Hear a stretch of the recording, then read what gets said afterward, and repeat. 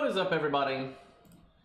Okay, so we got a lot more information about the event coming up, so I'll talk about that in a second. But a lot of people wanted me to play the 1 to 3 star account for the event, so trying to get ready for that. For those who don't know, it's another like Setsubun style event, 200 floors, blah blah blah blah. They're doing something though that a lot of people, at least on our Discord, aren't happy about. Most people aren't even talking about it. But the event CE, the free event CE, just gives a bond bonus. And there is an event-specific damage boost CE. There's 3 of them, but they're from the Gacha. And you can get the 3-star one pretty easily, and we don't know, but they're probably going to give you one in the event. They normally give out a 3-star CE, like, for free. So anybody can, and an FP summon obviously, so anybody can get the 3-star one, but the 3-star Gacha CE gives a 30% damage bonus and can only be used on 1 to 3 stars, and MASH specifically. And then the 4-star one, which is harder to get obviously, gives a 40% damage bonus and can be used on 1 to 4 stars, not just 4 stars, but 1 to 4 stars. And then the 5-star one is a 50% damage bonus and probably 100% when limit broken, but we don't know yet. And it can be used on any rarity. So obviously they're like, I'm not a big fan of that. Now I have a feeling they're going to scale it so none of the content is designed with a damage CE in mind, except for the challenge quest. And hopefully they're reasonable about it, and it's like so that was so distracting. That's also the stupidest fucking thing I have ever seen in my life, but I'll get to that in a minute. Anyway, yeah, probably the, hopefully the challenge quest would be scaled around, you know, the 3-star event bonus, not the other ones.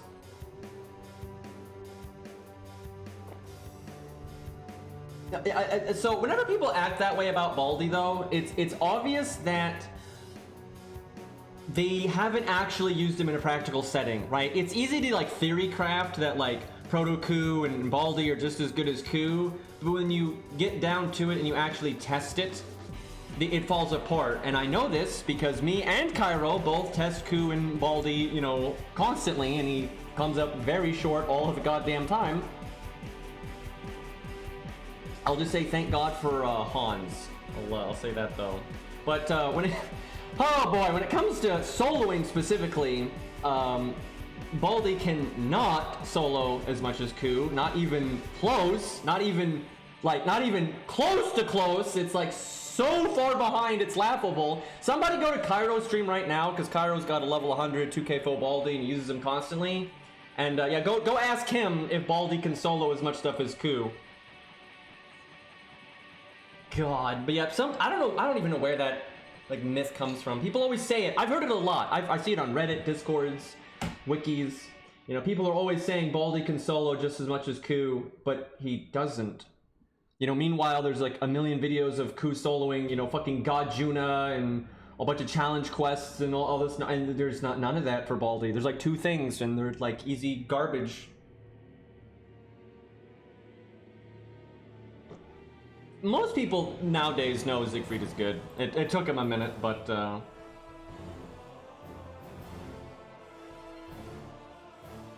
don't know. I'm worried though about them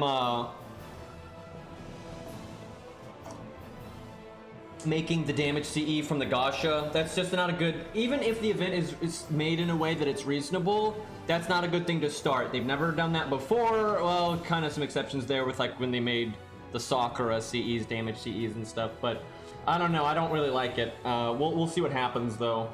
At least you can get the 3-star one though, but you can only use it on 1 to 3-star units. Really good for this account though, by the way, because it does that shit anyway. Yeah, Vlad was never that good. It was Castoria that was good, and he was just being the vehicle for her buffs. You know, there's nothing been, you know, his NP sucks, his gain rate sucks, his survivability sucks, his utility sucks. It's just Castoria is so broken.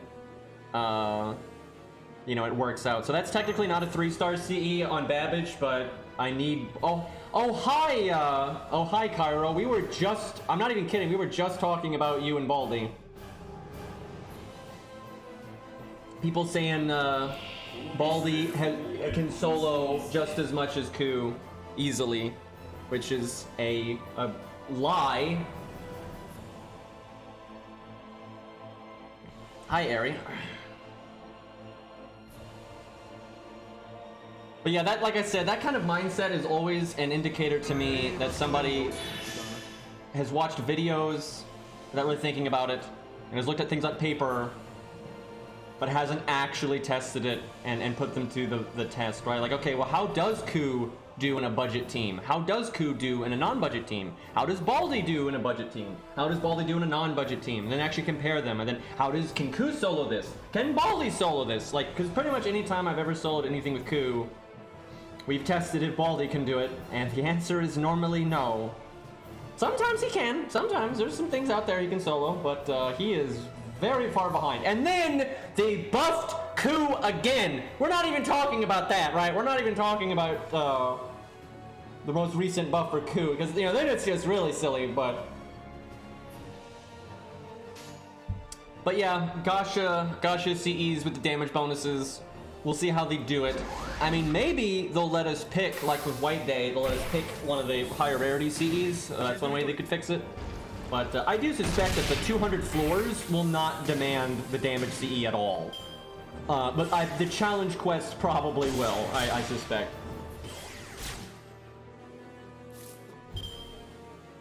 Yeah, I mean, we've tried to solo with Baldy all the time, and I've seen every video people put out. I have never seen him come even close to what Ku can solo. Not even close. Every once in a while, you know, he can do alright, and some stages do favor like his style of gimmick, how he can like stockpile his damage in advance, and how it's from normal cards instead of an NP and all that.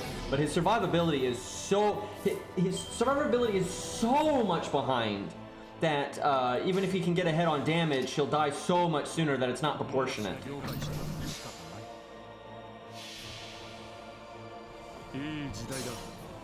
But yeah, I'm interested to see how the CE thing plays out. It might be kind of fun for this account though, because I'd be using the 3-star CE anyways, and that's the freebie one, so if I make a challenge quest video or whatever, I'm going to try to keep it budget anyway.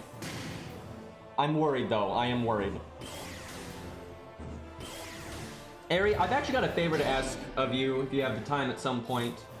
There's been a lot of talk about... On our Discord, we were talking about Caster Ku, and some people think he's Odin, and then people were talking about some past theories about it, and I'm wanting to... I need to get that line... let me see if I can find it real quick. Hold up, let me see if I can bring it up. That is the wrong thing. But, the line where, like, way back in the day, when they said, you know, Ku was at, like, half strength because of Caster Ku, what people are saying is what it actually says, like, Scath doesn't say that. Scath says he's at half strength and she doesn't know why. And they assume it's because of Caster Ku. But some people think basically his spirit origin is, like, cut in half, and, like, Odin is the other half, and he's, like, you know, lurking, essentially, which is not active right now. And some people think that's going to be a whole shtick. I don't know. Some of it sounds like a real stretch to me. There we go. There it is. I will say, look, I looked at some of the evidence people, you know, put together, like on Reddit, and I will say something is fishy. I think something absolutely is fishy. I'm not sure it's directly Odin, but I will say there is, yeah, don't know, no rush, Harry, but there absolutely is something weird going on, because there's just a lot of like weird stuff that they've done with Caster Ku over the years that just doesn't, yeah, I know some of it's just early interludes, I do agree, but sometimes what they like to do, look, I really much, I stand by this. That early interlude was dog shit, and they didn't think about it. However, they might try to repurpose it later to make it make more sense. Because obviously the whole Ku being weaker because he's got another version that's summoned, they have not applied that logic to other servants. Now, I completely think that's just early FGO bullshit, right? But they might try to retroactively explain it. Because they've done that before. Now, that's dumb, but, you know, it is what it is. But anyway, there is a lot of weird stuff with Castricu, like that people have pointed out, like in a lot of promo stages and things like that, where they bring back all of the servants from Fuyuki, or they bring back like all the versions of Fates of Night characters or things like that. Anytime they've done that stuff, generally Castricu doesn't show up as Castricu, he shows up as just Caster, where like Artoria would just be Artoria, or Artoria Alter, or just Imia, and stuff like that. And sure, that could just be a nothing burger, but like that is kind of weird. And then you've got stuff like, apparently there was an interlude that was like all Norse themed, and the final stage was like Castricu with a Norse stage background. You know, that's just kind of weird. Like I do think some of it's a stretch, definitely, but I wouldn't put it past them to use it as an excuse for, like, in Lost Belt 6 you use Castricu as a catalyst to summon Odin or something like that. Because they've kind of made a connection there anyway, and there have been some connections between like some of the Norse legends and some, like there's some ways you can bridge the gap, you know, with like Loth and Mercury and all that kind of nonsense. So I don't know, it is kind of suspicious, but a lot of it I think, you know, they would just make work retroactively. You know, I don't think they planned this out from the beginning at all, you know, definitely not, because I mean day one interludes are just so stupid, but there is a lot of weird shit going on with Castricu that, I mean, they've blatantly been hinting at something. Like, I don't know if it's like Odin in the flesh, like in his, you know, spirit origin or anything, but they've definitely been hinting at some shenanigans.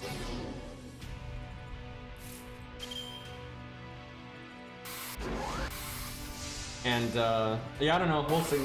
And we know Castricu is going to be in Lost Belt 6, so most likely, so they'll do something weird. Like, they're gonna do something weird.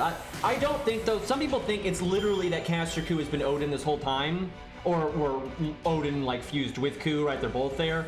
I'm not sure they're gonna do that, just because I don't think they're gonna want to, like, oh, it's Odin, guys, and it's just Castricu, right? They're gonna want to be like, oh, hey, look at this new thing you can roll on now, right? So, they might be like, oh, he's been dormant in Castricu this whole time, and then you use Castricu to summon Odin or something. That's more in the line of what I would see them doing. I should have actually tried to have gotten Babbage's NP, but I don't think I did that, but whatever. Click buttons.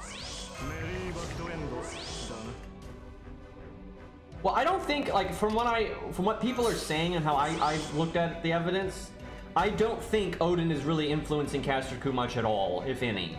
And I don't think his abilities are present right now or any of that stuff. And I think it's just that, like, he's like dormant in there somehow.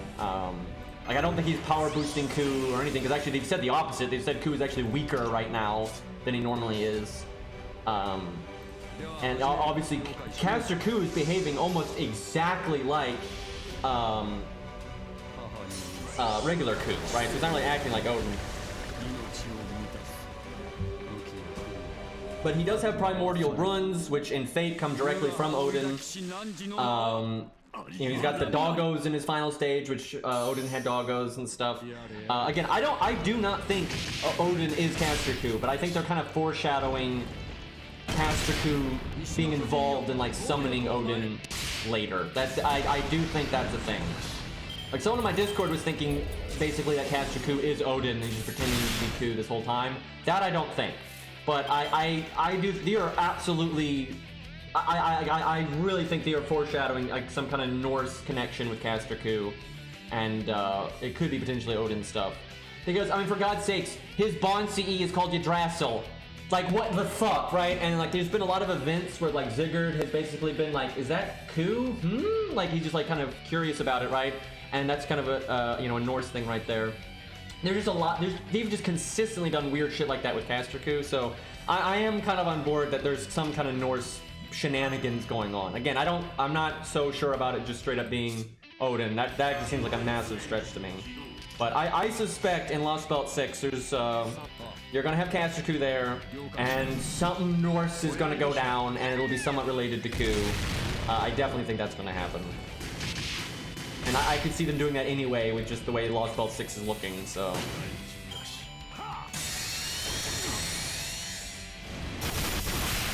Because, yeah, I mean, there are some kind of weird ways you can kind of like bridge the gap between Celtic stuff and Norse stuff. They're not actually like related, but there are ways that you can like, you know, they kind of reference similar things in some areas and stuff. So like that's kind of why Typhoon does that. It's dumb, and I don't think they should do it this way. I think this whole thing is stupid, by the way. I'm not like advocating for it and it's being awesome. You know, if you're gonna have like some hidden ninja connection with Ku and a deity, it should be Loth, you know, his fucking father. You know, that would be a lot better. But I don't, you know, it's FGO, man. They do stupid shit.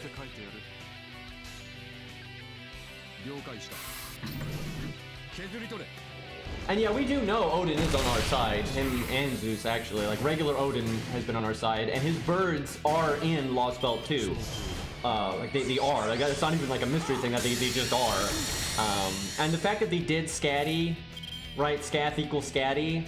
They're really hitting up this connection between the Celtic, especially the Irish stuff, and Norse. Which again is stupid, but you know, welcome to FGO sometimes.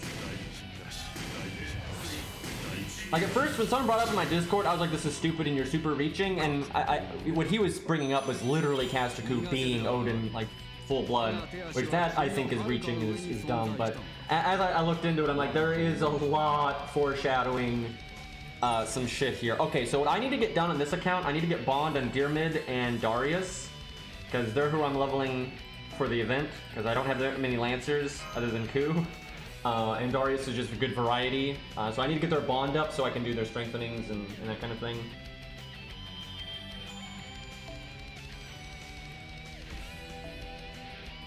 But I mean, for God's sakes, you know, if you look at all the dumb shit they've already done in FGO, they can kind of do whatever the hell they want. That doesn't mean I think it's a good idea, but... Yeah, I know, I want more Norse stuff. I think the fact that they did Lost Belt 2 and they just barely tapped into it, right? Like, I know we need to leave Ericsson, like all that stuff. Like, there's so many things they could do, and like, what's her name, Lagartha and all that, like. But nope, they got, you know, gender bend male legends forever, then don't actually add female ones that already exist for some reason. Okay, so we need Bond. Okay, we need to do Clown Boy's upgrade. I don't think we'll need it for the event, but we might as well do it, and then it gets me Bond while I'm at it, so. Yes, I've been talking about I disagree that I don't think Caster Ku is Odin. I think the evidence for that is pretty crap, but I do think there's some foreshadowing that Caster Ku is gonna have something to do with Odin or Norse stuff, and like he may be the catalyst for it, or like, you know, maybe Odin is like tagging along with his Saint Graph, but it doesn't really seem like, it doesn't make sense if like he literally is Odin, because that doesn't explain why he's weaker than normal, and you know, his personality is like exactly like Lancer Ku's.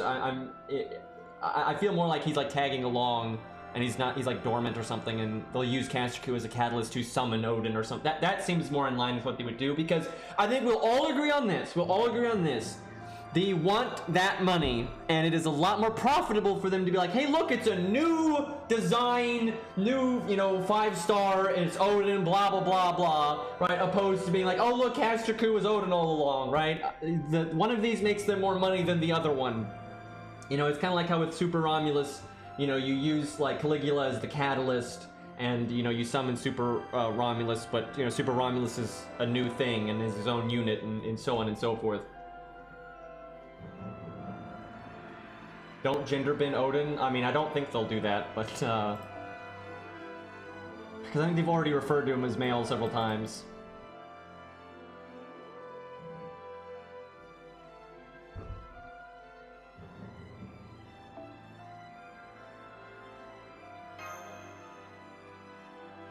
But it would explain, it is like a roundabout way for them to explain why, Ku is in FGO, and canonically, Ku in FGO is much weaker than he normally is. And their excuse for that was, you know, oh, because his power's being split between Ku and Caster Ku and Lancer Ku. But that doesn't make any sense, because you have all these other characters that should be way weaker than, but they're just not. And again, early FGO, I think it was just a mistake. They weren't thinking about it. They were just trying to come up with a bullshit excuse to explain why they made him a 3-star. But retroactively, they could fit this into that. Like, oh yeah, his Saint Graph's been, you know, like, messed up because of this. And I do want to see, I'll link it in chat again.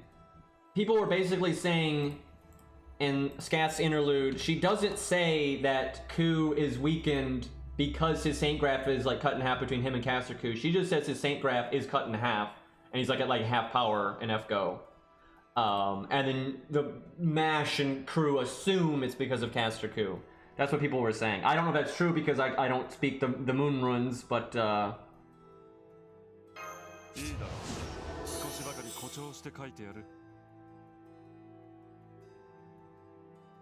But I know that's what I'm talking about. Like that's what, as far as I'm aware, that's what the interlude roughly. I don't know if Scath says that. I know that 100% that interlude implies that Ku is weaker in FGO than he is in Fate's Stay Night or when he would normally be summoned because he's being split up amongst his other versions. But everyone's always said that's kind of stupid because you have all these other characters with multiple versions and they're not being split up. So why does it only apply to Ku? And I think originally that they just didn't think it through, right? And it was just bleh. But, you know, they might try to retroactively explain it with something later, so. But I would be curious what the down and dirty spelling and stuff and, you know, so much context stuff with Japanese. But I'd be curious what is actually being said there. Because sometimes, you know, people kind of fill in the gaps with what they assume is supposed to be being said. Or Ku Alter is like a unique existence because, you know, he's made by the Grail because of Mev's wish, right? He's not actually Berserker Ku. Berserker Ku is like the warp spasm and all that nonsense. Which they have that's another thing. Some people are thinking all the stuff they're hinting at is just some kind of way to get warp spasm Ku, but maybe they're gonna like fuse warp spasm Ku with Odin or some bullshit. But they have hinted at warp spasm Ku several times in FGO and in Fate's Stay Night, the visual novel. So that, you know, I thought they'd forgotten about it, but they haven't, so maybe that'll be a thing. But if they ever add Berserker Ku, I hope they just add pure, normal Berserker Ku, because they've beaten around the bush so long, the last thing I want to see is them like, hey, we're finally adding Warp Spasm Ku, but it's still not normal Berserker Ku, it's normal Berserker Ku fused with Odin, because fuck, right? Like, I don't really want that. We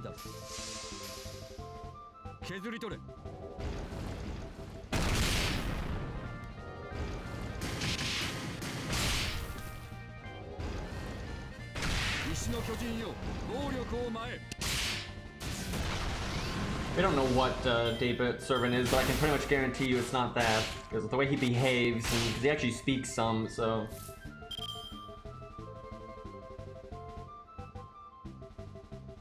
Okay, what are we doing here? Click all of the buttons.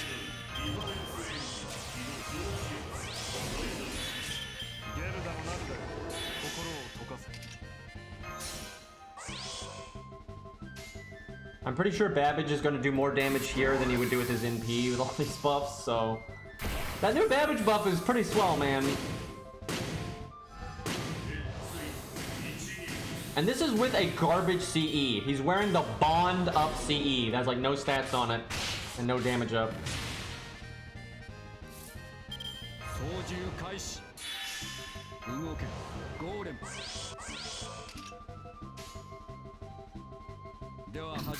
Should kill it there.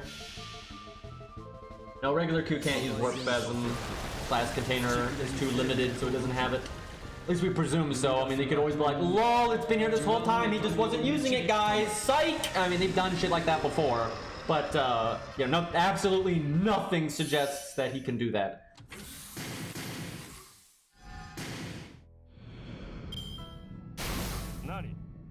That's a 5-star reset indeed. I'm allowing it because I need Bond really bad and it doesn't affect performance, right? So.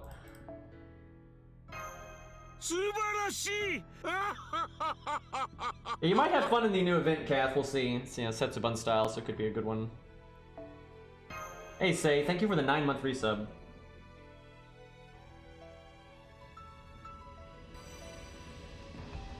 Okay, there's our buff. Let me see, what bond level do I need to get to here? I need to get Diarmid's upgrade, which I think he gets from his interlude? Yeah, he does. Bond 2. He only needs Bond 2. Wow. Hey, with Dark. I don't know. This is why spaces are important. How am I supposed to know? I think it's dark something entertainment. Why can't spaces, dashes, and or capital letters are very helpful for distinguishing between words. Anyway, Dark Claw Entertainment. Okay, that helps. Thank you for the 2-month resub. Okay, so we only need Bond to Dyrmid. That's really easy.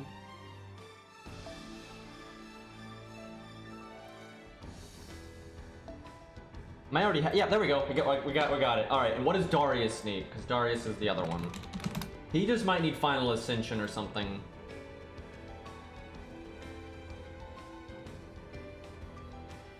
Let's see. His Interlude gives him his NP buff, and that he needs to be Bond 3 for.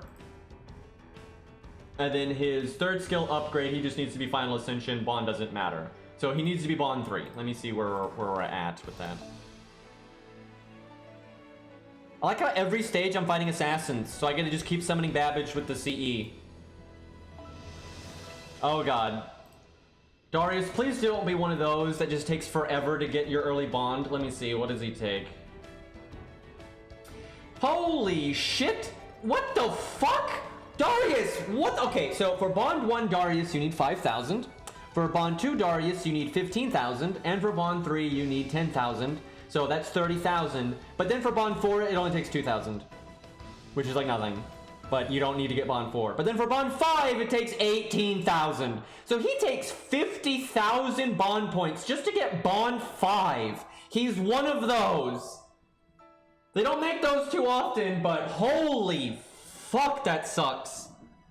Like 50k is a lot, man. Like normally, you know, you give like, you know, like 200, 300k for like your, you know, Bond 10s and shit, right? Like, god damn, dude. Darius doesn't like people. Apparently not. Berserkers, man. But so yeah, we're not actually that close to being Bond 3 right now. We have a ways to go. But if I can get him to Bond 3, max Ascend, and then Dyrmid, get his upgrade here, I think we'll be in pretty good shape on this account. Pretty well rounded. We have Phantom of the Opera, right? So what could go wrong? Should have had Kyo. Nope. Darius, so much better, man.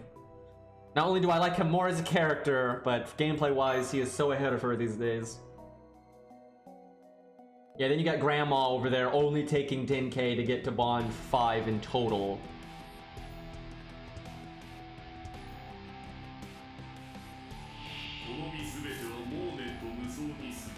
Phantom is actually Loki.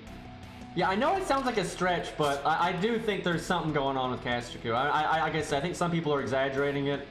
I don't think he's Odin in the flesh by any means, but something is definitely fishy. Hopefully we'll find out soon. I don't know, it might be a while.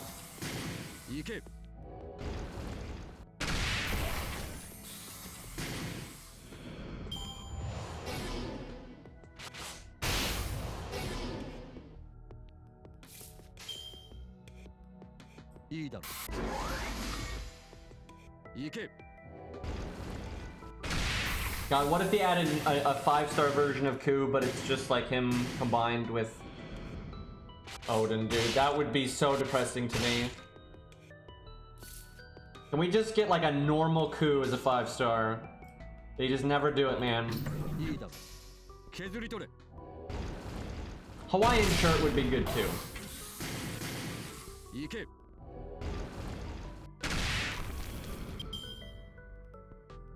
You wouldn't get normal 5-star Ku or normal Odin if that happened. Indeed. Like, if they added Odin that way, you know, Ku equal Odin, like how Scatty is, right? They would never add a regular Odin. There's no way. They would never fucking do it. However, if this could somehow result in us getting Zeus, I don't know how I can connect that, but if somehow this results in us getting Zeus, I'll take the sacrifice, right? Like if they have some unknown vessel, you know, like how, what's her name, Quetz? You know, Quetz is fused to a vessel, but it's just some unknown vessel we've never heard of. And they're just like, oh, miraculously this vessel is just so in sync with Quetz. You know, if they ever did Zeus, they'd do the same thing, right? And so if they're like, oh yeah, you know, you can get a chief god like Odin in because of blah, blah, blah, blah, blah. So we can have Zeus now, right? Totally worth it if we got that, so. I mean, how are you gonna have a design that good and not use it? I'm just, you know, just saying, man. I do find it funny though when people are like, no, we can't have Zeus because he's a god and he's a chief god. I'm like, yeah, because that's, you know, totally stopped them before. Bob, yep, being a bro and giving us Zeus. I don't think they even ever tell you the name of the vessel that Quetz is using.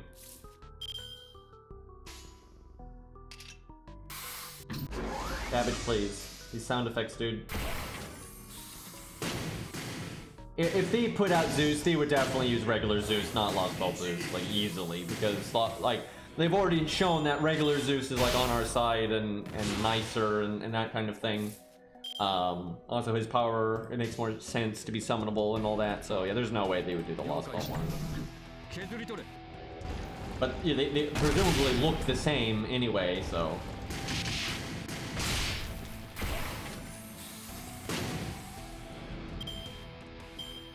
Babbage Watcher language. Oh yeah, and they're adding, what's her name? Galatea, I think is her name. It's a Greek statue that like in like some legends I think came to life for some fucking reason, but normally that's not even in the stories. I think it's just like it's literally a statue that people hyped a lot. That's a servant. Now I'll give them this. I will give them this. You know, they're always trying to make dumb reasons to put mecha in Greek stuff. You know, they didn't for Chiron and Hercules or Achilles either, but you know, they like to do it a lot, like Odysseus and the gods and stuff. I can buy it for this one. I say if you're gonna take I buy it. If you're gonna be like, let's take actual history and make it anime, I think a fucking statue. A waifu statue being, you know, going from that to a mecha lady, right? A mecha, whatever the fuck they call it, right? I can buy that. That's fair enough, right? Like that I can buy. But yeah, a lot of the other times they do it, I don't I don't buy it. Yeah, I've seen a lot of people on our Discord say they think her design is boring. I don't think it's really boring. I think it's simple, but I actually think the simple works because it's based on a fucking statue. Like, so, I mean, what do you expect, right? So I'm fine with the design for the most part. I just wish, and I wish this a lot, I wish they had made it like Zeus. How Zeus's skin is, it looks like marble, right? Like a marble statue. Zeus, the FGO version of him, he got like the really white skin, you know? I think they should have done the same thing for her because she's based on a literal fucking statue. So that would have been a really good reference there, and that would have, you know, kind of been a connection to Zeus and everything, so that'd have been nice.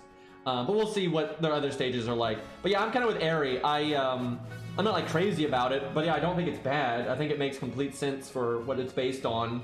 It's completely reasonable, and it is simple, but I mean, simple is not really a problem, especially when it's based on a goddamn statue. But yeah, I'm not rolling for her, like, fuck that. But I see people like acting like it's the worst design ever or something. I'm like, I can think of a lot worse.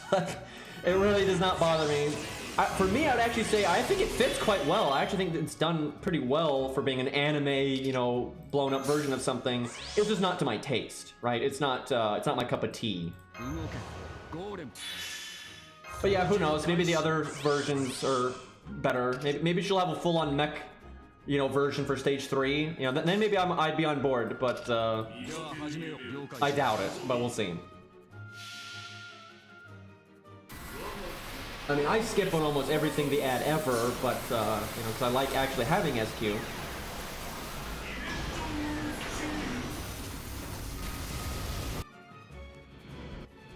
Edison is not amazing, but Edison is not the worst design in my opinion, not even close. At least there's some room for what they're doing there, right? It's not a complete disgrace. Where we have Van Gogh, right? That is probably the worst fucking design objectively. Now you might subjectively like it, but objectively that is just a complete shit show.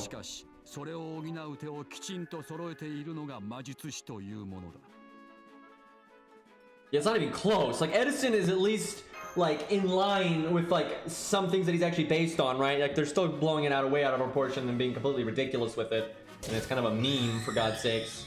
where Van Gogh is just the stupidest thing. Bunyan's pretty bad too. I would say Bunyan and Van Gogh are very close, but I would say Van Gogh is worse. Because it's even more outlandish. You've got the stupid shoes, you've got, you know, literally changing his actual art. That's the real thing. That's really what just makes it like way more ridiculous and actually insulting, is the actually changed his art. That's just that, like his real world art, right? That's like changing Mozart's music, right? And you know, it's fine to change the instrumentation of that. They did that in their actual age, for God's sakes. But like if you actually change the melody to like Mozart's music, that would be a huge slap in the face, and that's a terrible way to put Mozart in the game, right? But that's what they did with Van Gogh.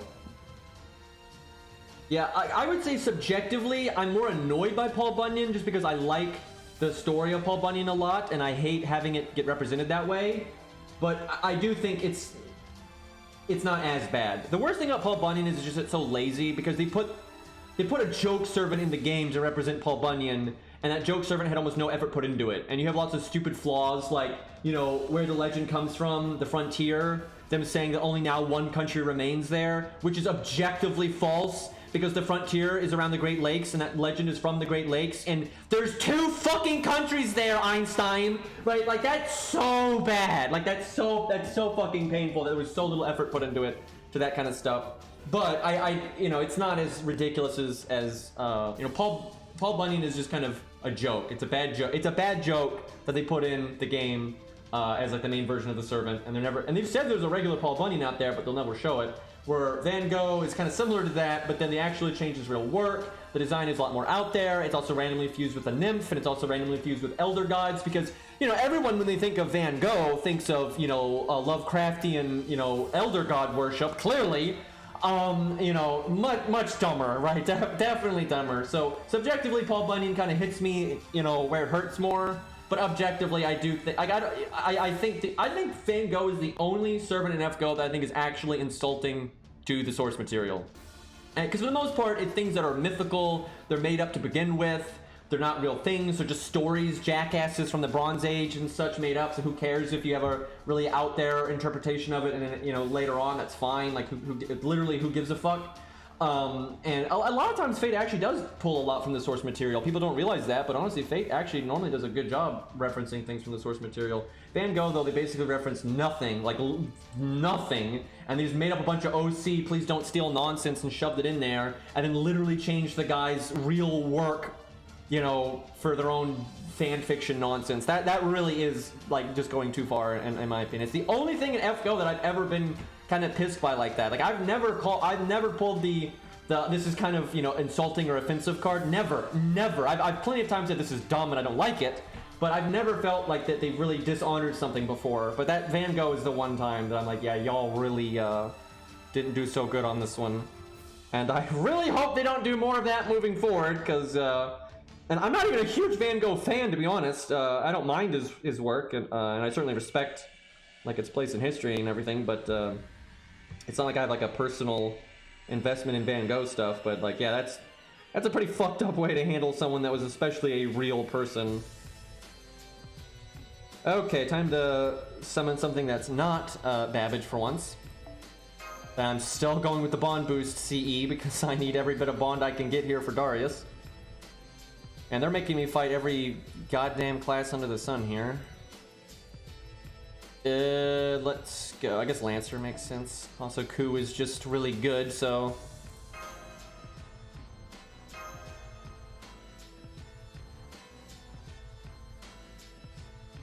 Fan, no. Yeah, a lot of people say that. That's also the only time I've seen so many people be that annoyed by it, and so many people just, like, really wishing they would have just added regular Van Gogh. There's so much fan art of, like, what regular Van Gogh could have looked like. And we could have had like a kind of another character, kind of like Shakespeare in that, like, you know, age range and everything, and that would have been pretty cool, I think.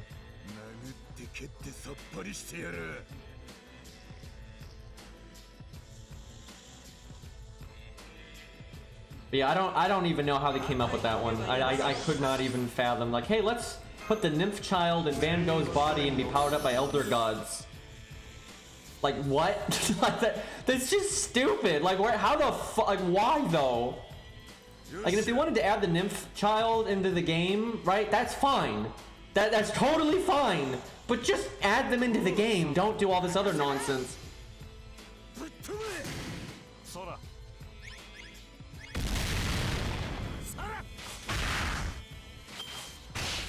That doesn't help though. Like, them talking about the regular Van Gogh doesn't fix anything. Like, it doesn't. People always go to that, but that doesn't fix anything because, you know, that's just an excuse, right? That's just, because you're never going to get it. The representation in FGO for Van Gogh is what we got. Their name pops up on the screen as Van Gogh. Under their name, under your NP bar, it says Van Gogh. You're never going to get regular Van Gogh. That's not going to happen, right? Like, because they pretty much never do that. You know, they've always said there's a regular Paul Bunyan, but we're not going to get that.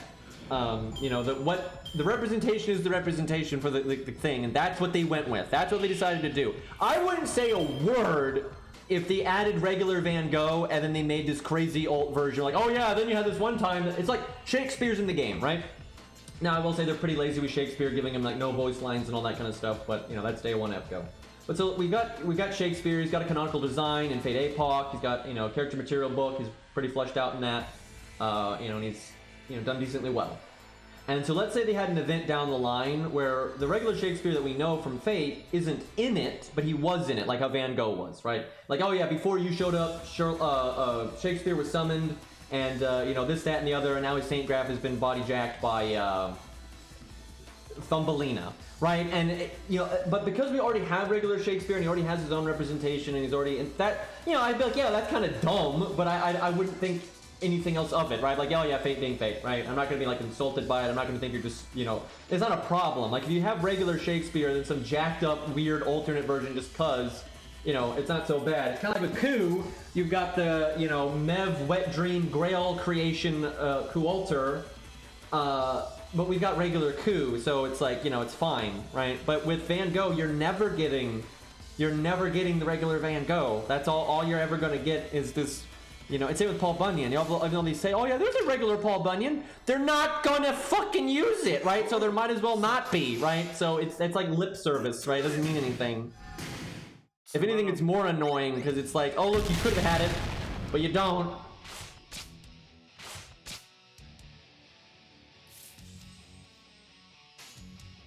And like, I really don't think it's asking for too much to treat things like the have treated other things, right? Like, you got Artoria, but you have regular Arthur, right? And then you've got Super Romulus, got a pretty out there design, but they give him a stage that is or two stages that are way more, you know, reasonable. Still anime, but still way more, you know, what you one might expect from Romulus, right? Like, I don't think it's asking for too much if you're gonna do dumb lolly version of Paul Bunyan to add like a regular, you know, Paul Bunyan, and same for Van Gogh. I really don't think that's asking for too much. That's pretty bare minimum, honestly. Like, if you're gonna go off the walls, do the normal thing first, right?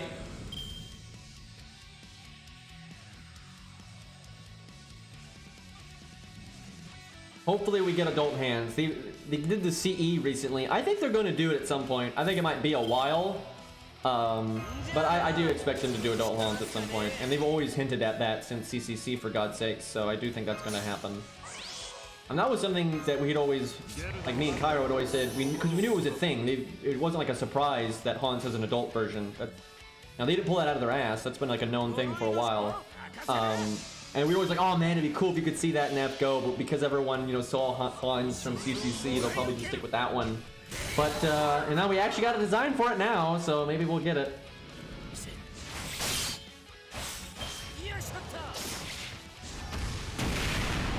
Oh, Gyno Mom? Yeah, I love that stage one. It's amazing.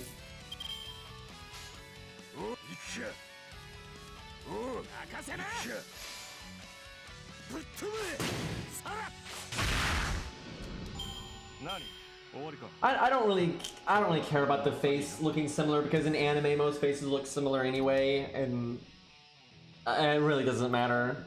And I doubt a lot of people are mad about it. When people say a lot of people are mad about it, it's normally 3 people on Twitter.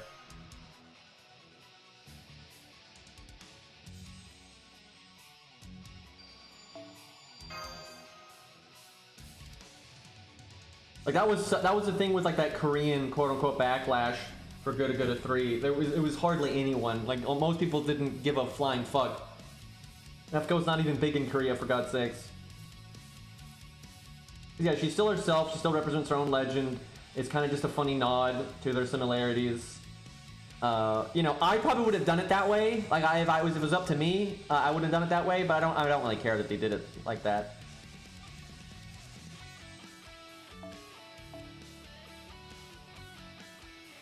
Are we getting anywhere with our bond? No, not really.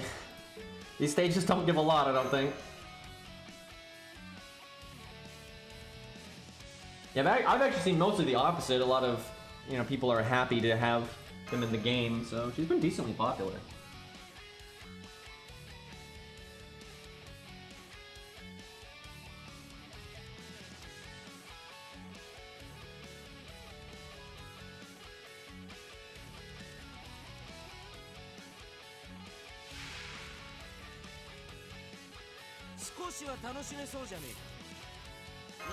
And like, for real, they do have a lot of similarities, right? Like in real life, so it's really not that big of a deal. And again, it's not like she's not a complete copy paste at all. I mean, she just has like a vaguely similar face, right? But she still has her own eye color and hairstyle and hair color and skin color and everything else, right? And that's surprise, guys! Most anime characters, when they're designed by the same artist, pretty much look the same. Why do you think hyper hair color is so popular in anime? It's the only way they can make anyone look different from each other, right?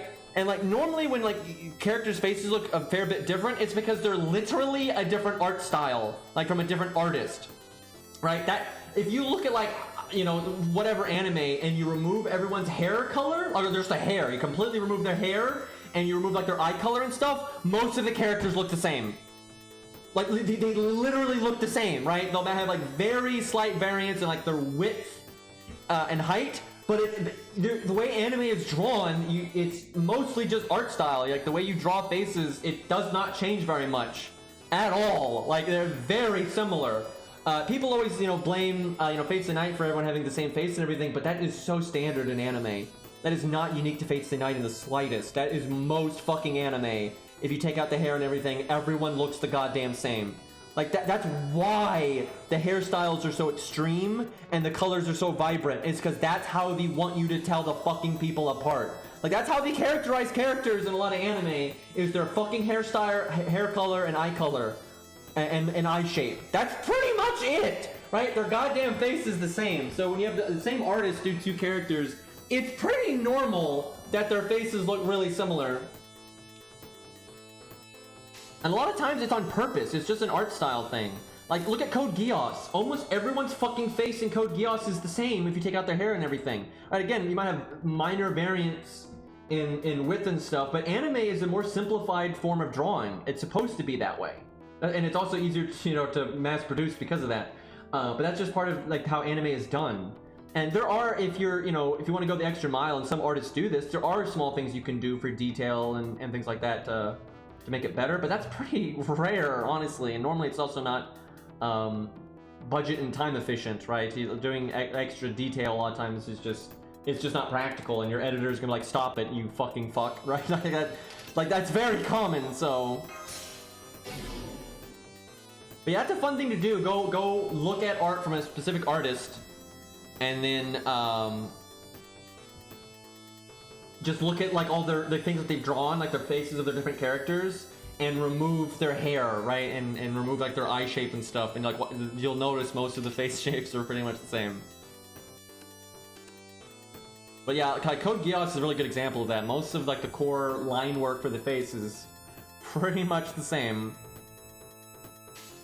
This is not the opening hand I would have preferred. I wanted to get Beowulf cards here.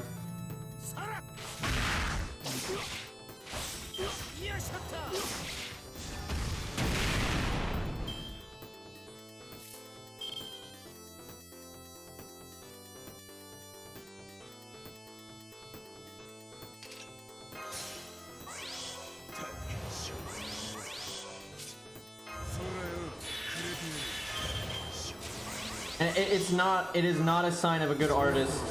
Like, there's so much goes into art. It is such a subjective thing, and there's so much to learn, and there's so much to it that you can improve on.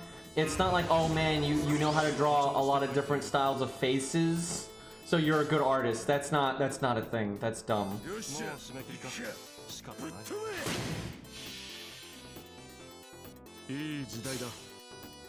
Like, it's not a bad talent to have if you find ways to, like, you know, incorporate different face shapes and stuff into your work. But it's not, that's not really that important. It's not for anime, right? If you're going with a more realistic art style, then it's very important. But anime is not actually that realistic of an art style. I can't believe I just had to say that sentence, to be honest.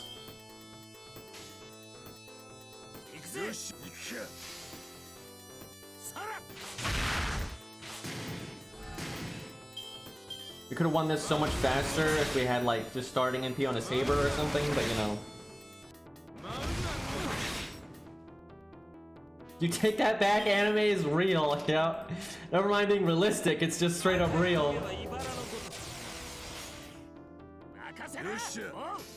But for example, like Columbus's artist's art is pretty unique, I'll put it that way, right? And some people really don't like it, but some people really do like it.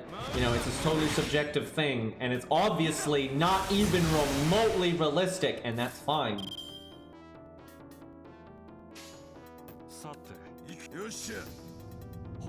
And like, that artist does know how to draw in other art styles, he just chooses not to, right? Like, sure, it's not a bad option to have if you want, you know, have other art styles you can draw in. But that doesn't mean you need to. If you just like using one art style, that's fine.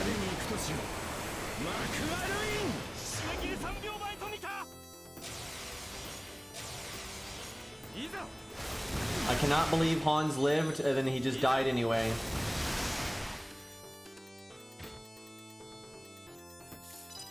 Oh, I just realized Beowulf is not a 3-star, but it doesn't matter. That was such a garbage team. Obviously, if I bring like my Bedivere and Caesar, we're gonna win. I don't give a fuck right now. I just want to get this shit over with and get my bond here.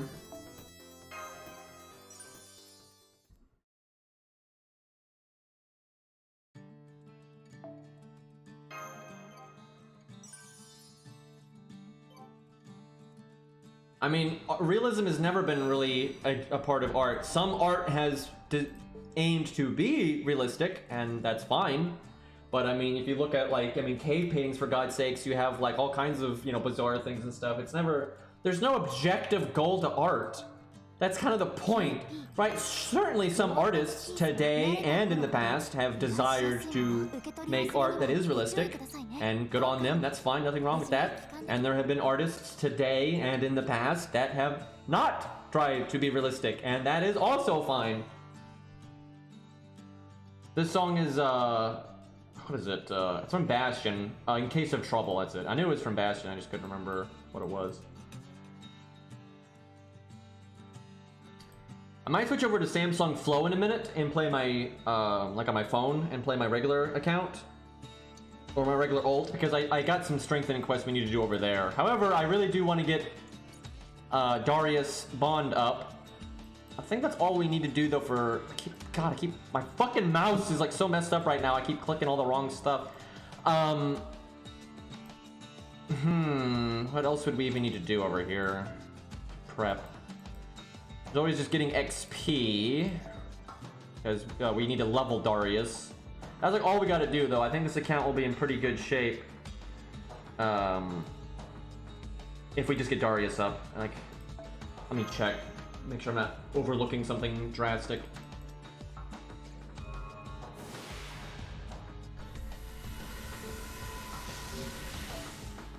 Yeah.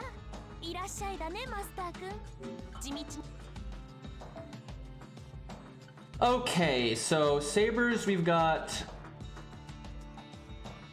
Bedivere and Caesar. I think that's it. Leveling Fergus certainly wouldn't hurt because he's so normal card based and at least gives me some kind of AoE, but I don't know if I'm gonna have time for that. The event starts like tomorrow. It's like tomorrow night. See, how are we doing on Lancers? Let's see, we have Ku and Dearmid. I think we have Leonidas. We're doing fine on Caster because we've got, as long as we get Babbage's other buff, we did, okay. So we've got, yeah, Babbage is a powerhouse now. So we have Babbage, Avicii Braun, Medea, that's totally fine. And Caster, Ku, and yeah, Caster we're totally fine on, right? I mean, we're not fine because we don't have a proper single target Caster, but there is none. So for what we're working with, that's about as good as it's gonna get. Do we have Ricky Boy? Oh fuck, do I not have Ricky Boy on this account? Leveled? Oh my god, I thought I did. But that must be my newbie account that leveled him, right? Because we haven't even done... Shit, I really thought I had Ricky Boy up, so I didn't even factor that in, but I don't think we've leveled him yet. Fork. Yep, we haven't. He's right there. God damn it.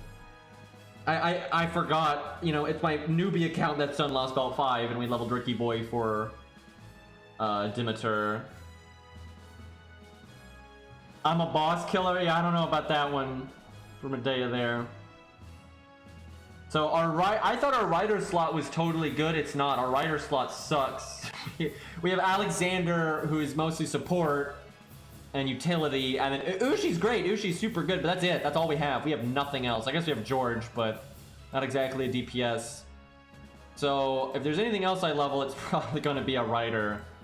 Yeah, I really thought we had Ricky Boy there. So if we got Darius and Ricky, we'd be good. I don't mind leveling Ricky at some point, though. This account is surely going to need him for when we do get to Demeter down the road, so... no, that is never going to happen, commentary. That's how you run an account. Like, are you kidding me? Do I need to explain this? Like, that is retarded. Of course I'm not doing that. Let's think. An account that can only use 1 to 3 star servants and 1 to 3 star craft essences that barely gets by anyway... that I almost never farm on. There is no world where this is going to be democratic. Are you fucking kidding me? You dumbasses are going to level up like goddamn fucking, you know, just Benkei and fucking Matahari and Kid Gill and shit like that, and then we'll get stuck on a boss for 9 years. Like, I don't fucking think so. I had Jekyll and Hyde. This is not democratic. Even within their classes, it's not gonna happen. I will never trust anyone but myself for this account, because this is hard enough as it is, right? If I'm not lean as fuck, like, if you look at these servants, if you notice, these are all really high on my 1 to 3 star tier list video. I wonder why that is. There is not one, I'm not exaggerating, there is not one servant that has been leveled on this account for luxury. Nothing. Every single goddamn servant on this account has been, oh, there's two exceptions, and that's the welfares, because I had to level them for the events, right? Like for the missions. Other than that, even Phantom, you might say is a troll pick, he's not. We leveled Phantom to beat Lee's students. I literally leveled Phantom so I could beat Lee's students. That is why he got leveled. If Lee's students did not exist, Phantom would be level 5 right now. Like, Jesus Christ, there is no room. There is absolutely, if I farmed a lot, if this was my main account and I farmed a lot, sure, right? Then we have room for leveling, you know, horse shit. But on this account where I barely farm at all, it is the creme of the creme, like the exact thing I need to beat the content I'm on, and nothing else. There is a very specific reason for everything I level, and Angra is because of. Why don't I explain this? What do you think Angra's for? What do you think Angra's for? It's for Mothman. All those other Avengers I have access to when I'm doing low star stuff, right? Like, are you kidding me? You think I leveled Angra for the shits? Like, is there, I can't believe I'm starting to talk about this. It's like, does anyone actually think I have leveled anything without a fucking reason on this account? You're out of your mind. Like, think of it from my perspective. I've got 9,000 accounts, most of which I don't fucking farm on. I have to fucking, like, get a baseball bat with nails to get through the goddamn story on this account. I was stuck on Landling and Horsebindo for like a month on this fucking account. Do you think at any point in my brain I'm like, yeah, let me just level this random piece of shit thing for a meme? That doesn't happen. It's the opposite. I'm like desperate. I'm like the dog, you know, at the dinner table that hasn't eaten in a week, that's like desperate for scraps. I'm like, you know, slobbering over bones here because I can't, I have to beat you and Horspindo next. I have to beat you and Horspindo next. Yeah, guys, let's take it to chat. Chat, what are we gonna level? Yeah, let's level Jin K. That'll get him, got him. You know, that how to get stuck on a boss for an extra month, by the way. That's how you do that. Jesus. When I want you, stupid lot, to fucking do shit, we do chat versus FGO, right? And then y'all can just suffer on your own, right?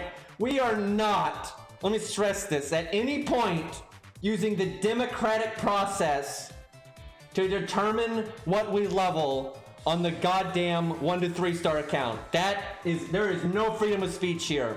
That is, you do not get a ballot. This is rigged 1000%. This is a goddamn dictatorship. I'm like banging on the table. See, I got it down. I got the hand movements down here. Anyway, so I think I'm gonna switch to the my regular ult just because I don't want to waste apples right now. And I don't even know. Okay, actually, this account has a lot of apples. Maybe we do stick over here.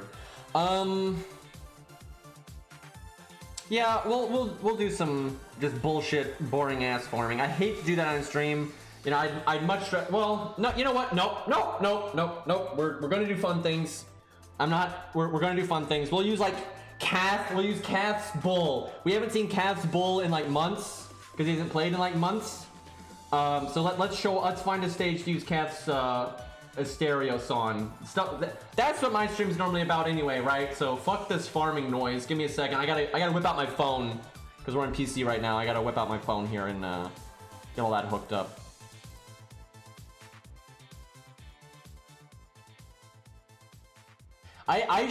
My sister can speak fluent German. I need to, and it's such a good language for like dogmatic stuff. I totally need to have, I need to ask her how to like say some key phrases for FGO, because let's be real, people bring up the same stupid shit about like Gilgamesh and CEs and welfares. I need to get my sister to teach me some like basic German stuff for that, so I can just whip out angry German swearing during this stuff. It'd be great. Let's see. So I need flow. See, if I had any brains, I would like hook up my phone in advance. So if I wanted to switch between accounts, I could do it really quick, right? Some people think that's like racist, but I don't think it is at all. I think like it's a known thing that different languages are better at certain things, right? And like they evolved in a certain environment. You know, English is good with sarcasm because, you know, that's just part of where it comes from, right? So I think it's just and of course all languages can be diverse and there's a lot of different ways you can use them, but I think it's a really fun part about language that certain languages are better at certain things and, you know, excel in certain areas and kind of come from a certain, you know, history. So it's fine, and people always get like freak out about it. But yeah, I've totally seen that where people act like if you think, you know, certain languages are better at certain things or make a good like, you know, parody because of that or whatever, they act like that's like racist or something because, you know, 2021, you know. But yeah, it's like it totally is part of English history and the English language that it's, you know, it's got a lot of roots in sarcasm and that kind of thing.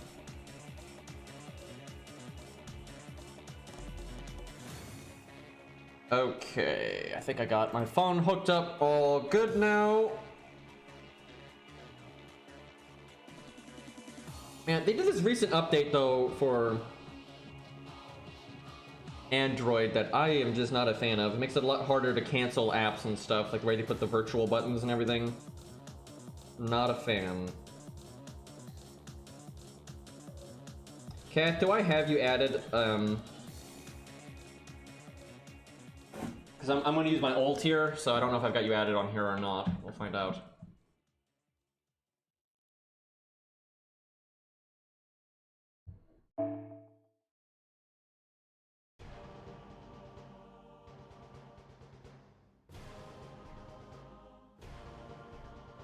Alrighty then, here we go.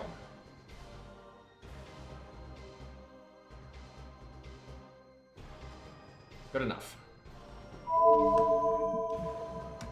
Let's see. What do we want to use? You know, maybe we should use the, maybe we should use the main account. I'll just use Samsung Flow for that instead of Dex. Because although I don't think he would beat it, a good place to benchmark and just kind of mess around is the 1.2 million HP Dragon.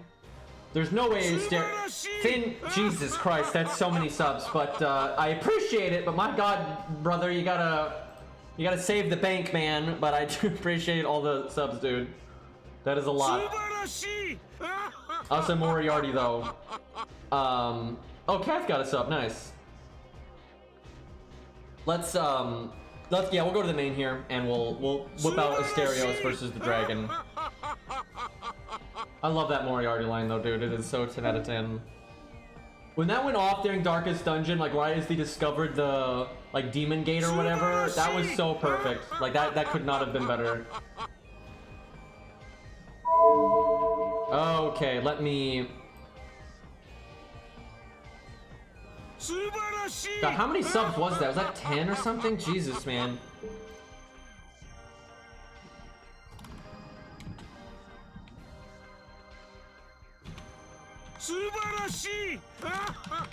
Anyway, I do really appreciate the support, man. It's but seriously, you don't gotta maintain the gifted sub spam. It's not necessary at all.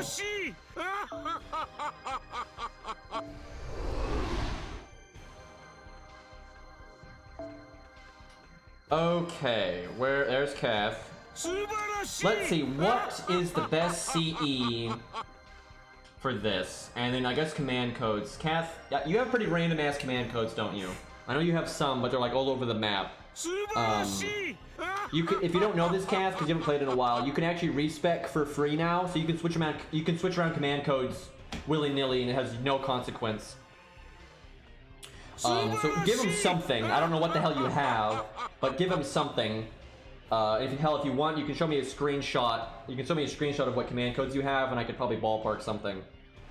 I don't know what we want CE-wise. I'm kind of leaning towards just defense up, because it's going to be a longer fight, and defense up works well with his attack down on his NP.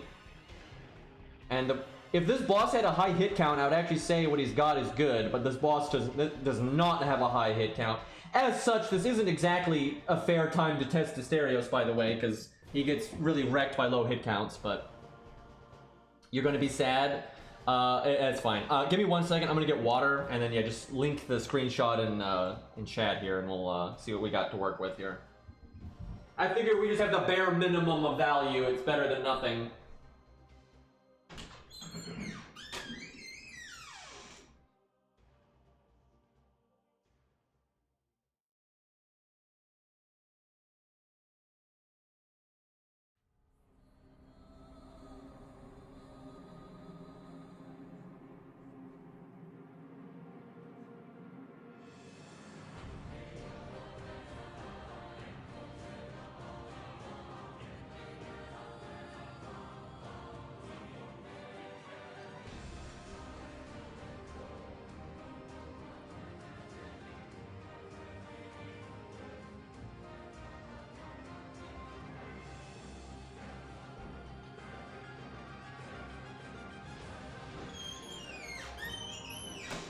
So on the note of democratic servant leveling, which is not going to happen, but it would legitimately be interesting, and maybe we will. You make an account where you try to get through the game, right? And chat dictates pretty much everything on what you level, and I can do the chat versus FGO thing where you can click on the screen and chat. You can literally see live like where chat is voting to what actions to take and everything. That would be pretty interesting. Okay, do we have the screenshot? Let me look here. Nope, we do not have it yet.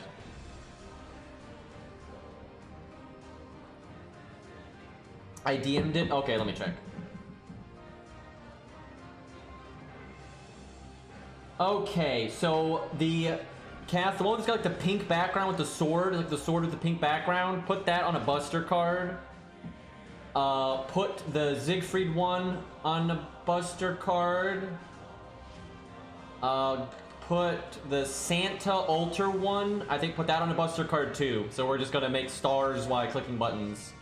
These are actually okay. For what we're doing, this is not that bad. And then I guess put the like purple, the super purple rainbow color, like grail shape thing, like purple grail corrupt nonsense. 3-star one, put that on art card. No, quick card. Put that on quick card. And then there's really enough. I guess just put the fucking faux heal one on the art card, the 200 heal one. That's good enough. That's fine though. That's good enough. It's not like amazing or anything, but that should at least be a decent amount of value. Yeah, I know he's got Santa altar. That's one of the best command codes ever. So I mean, it's not that bad.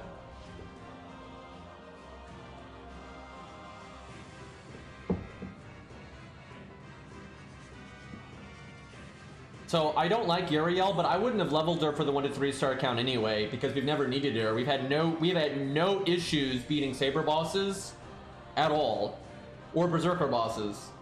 And the other servants I've leveled to beat those are more wide range, right? They can also be used for a lot of other stuff where Uriel really can't, so I haven't had the need for it.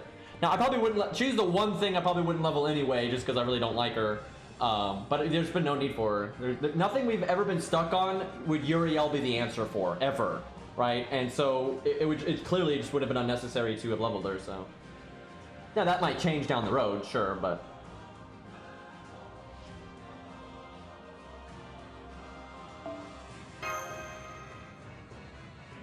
Oh, are you having a hard time switching them? I don't. Oh, I got it equipped. You have to go to the servant and then undo it. So yeah, it'll take a second. Okay, while we're waiting for Kath to set that up, we'll use. What will we use? Let's see.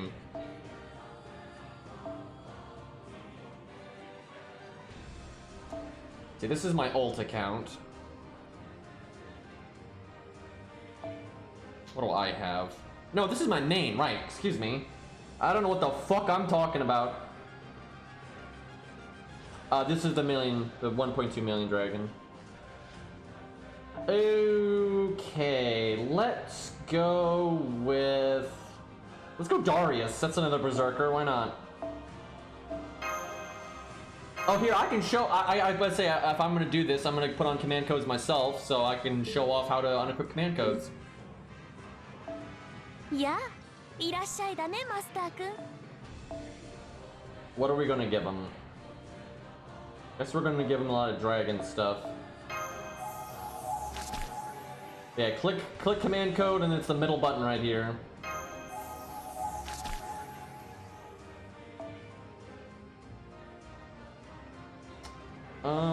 Do I give him healing stuff? I don't know if he'll live long enough for that to matter.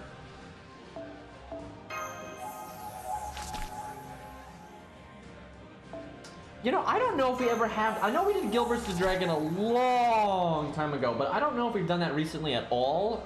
So I'm kind of. I don't think it's really worth testing though, because he's not a servant. If he's a servant, I'd be like, sure. I'd rather do Gwaine, because we've got to account for Gwaine. I'd rather do Gwaine versus Gil, because even though Gwaine is harder than the dragon, it'd probably be easier for Gil, even though Gil is a bad solo unit because no survivability and so on and so forth. But because Gwaine is actually a servant, I think it's. The dragon would be awful for Gil, because it's. Gil is AoE, that's a single target fight, and then the dragon's not a servant, so you don't get the bonus damage, right? So it's just awful, but... I think Gil actually might be able to beat Gwaine, we'll see.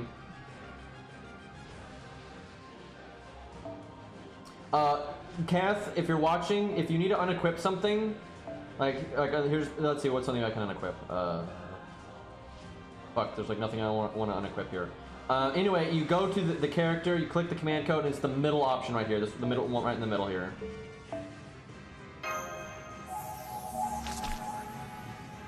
My main account's like, I don't know, 5 years old or something. It's pretty old. Okay, we're gonna do the dragon bonus damage one.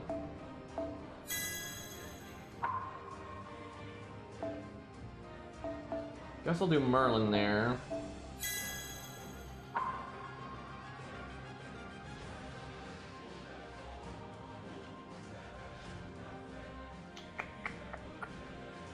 I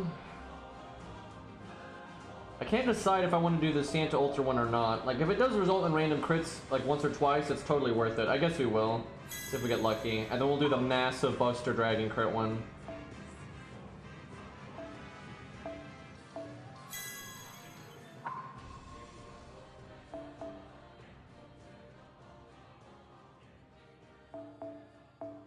Maybe I should do heal boost though, because he's got his own heal. Yeah, I don't know. I'm not going to now because I'm lazy, but it might make sense to actually go a more healing setup for Darius, because heal boost command code is good anyway, and then if you have your own heal, it's even better, and he's got a pretty big heal on his own, so... Yeah, Sword on Buster, Santa Altar. No, I put Santa Altar on Buster as well, because we're probably never going to click your quick card ever. Well, I don't know, maybe we do. Oh, fuck, that's right, we're Asterios. So maybe we do want to do, like, art sometimes. I was thinking we were just going to spam Buster, and hopefully the Santa Altar would make, you know, random crits now and then. But I don't know.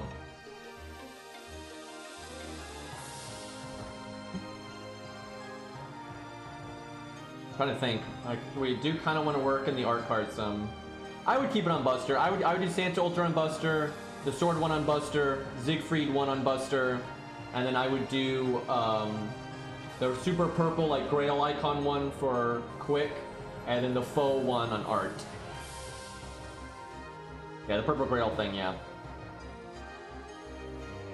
Normally, Atlas is good here, but I think for Darius we're gonna go Anniversary Blonde. Bust out a Rosh, so there's no RNG with the trash mobs.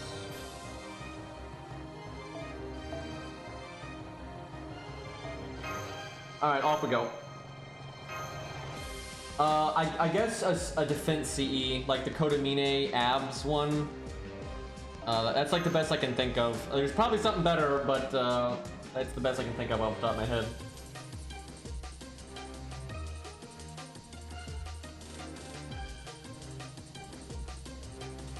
I don't really see the point in the NA stream because we already know everything about that event, but I don't know, maybe they'll announce like some animation updates. Yeah, the abs one, the 20% defense buff one.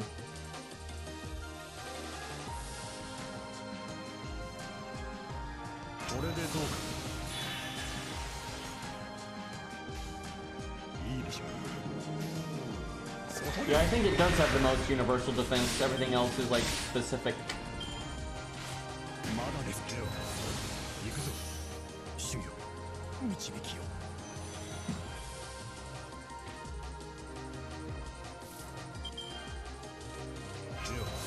I don't like the maze event at all, although I think the NA version will be the rerun version, which is much, much better. Significantly less garbage. But I do like the challenge quest, and I like the main story fights at the end. So like some boss fights in it are actually quite nice, but the event itself is so boring. And there's so much loading.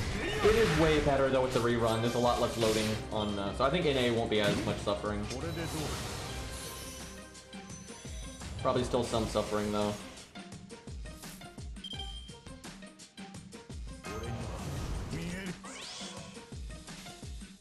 Shame Darius did not get his quick card.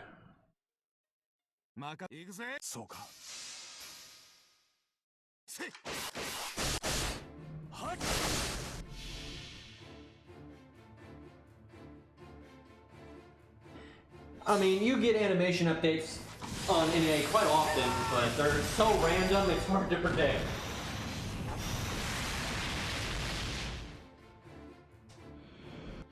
Like, for God's sakes, you don't have the Gilgamesh one, but you have the fucking Steno one. Like, what? Yeah, Maze Event has a poison command code. If you're a fan of Robin and you don't have one of the previous ones, I would definitely make sure you get that. If you're a Serenity fan, it's nice, but it's not as important.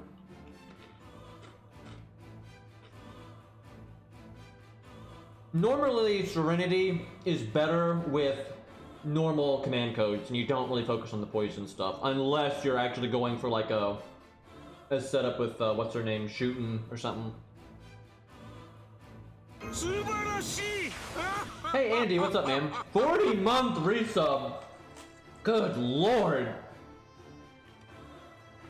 That's a long time, dude.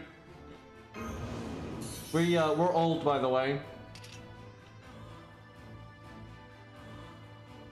Okay, so the dream is we NP again, but we still have Buster Resist down, because the next NP could have the defense down buff from the other NP.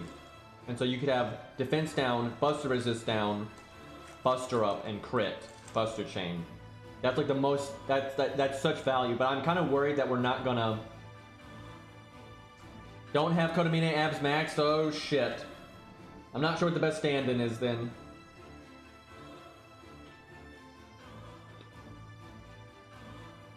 Definitely need something with long-term survivability on it.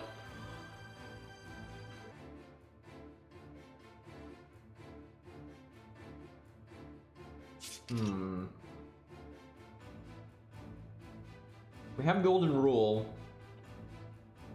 The boss's hit count is so trash, though. I think we just make the stars now. I wish I'd made more... I don't know. I think I should have... We didn't make that many stars there, so doing it later might have been better. We got 80, 90, though. Alright, Wrath of the Elephant.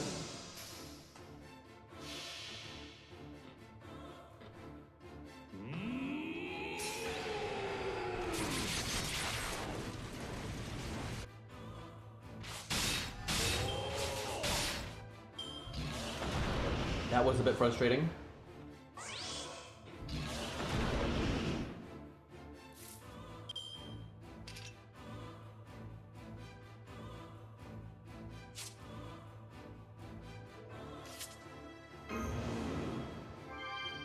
Couldn't decide if I wanted to heal there or not.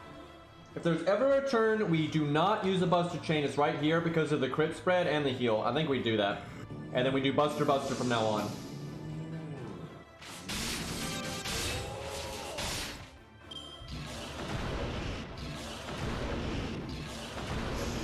Fuck! Fuck! I could have done the thing! I could have NP'd again with the defense down and Buster Resist down and... So yeah, doing the Buster up and stars here would have been better. Damn.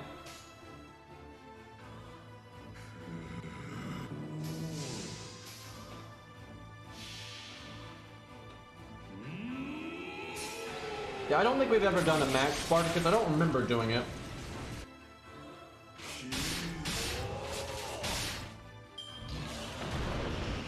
Berserkers really struggle here because they don't benefit from the boss not hitting too hard. You know, they have so little health that this boss still kills them pretty quick. So they don't get much gain out of that.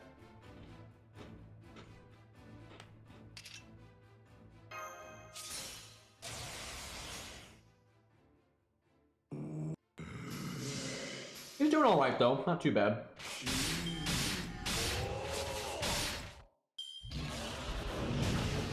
Like, you don't expect that much out of an AoE Berserker here.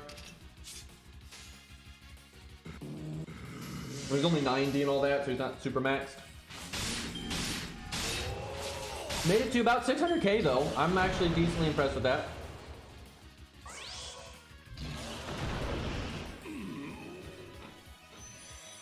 Alright.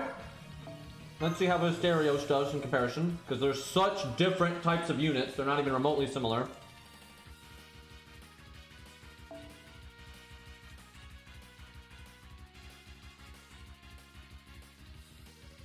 What, do you mean Yan?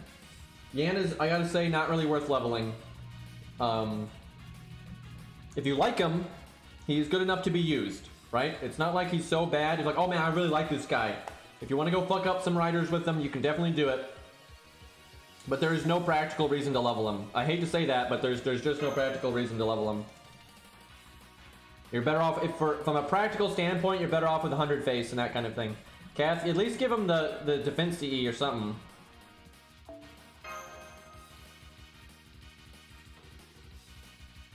Because the NP one is useless here. We have so much time to get our NP that it doesn't do anything. So even if the defense one's not max, it's still better, I think. I tell you what, one that might be kind of okay is the other Kodamine one, the 5-star Kodamine one. because that gives a tag stat or something. So it's the one thing I don't like about this one is the stat spread is kind of bad. Okay, default or Atlas? Our skills are good, so that makes me lean towards Atlas. But we need burst survivability at the start to get our NP. Honestly, what's going to absolutely wreck Asterios, he doesn't need the enemy to have like a super high hit count, but he needs them to have like a hit count. This guy hits for 1, right? That's so bad for NP gain. If this guy just hit for 2 or 3, I think we'd be fine. But this is going to absolutely destroy. I might try this a few ways. I almost want to try this a bruisery way. Like after this, maybe we do it with a more offensive CE, and we try to just do a lot of fucking damage.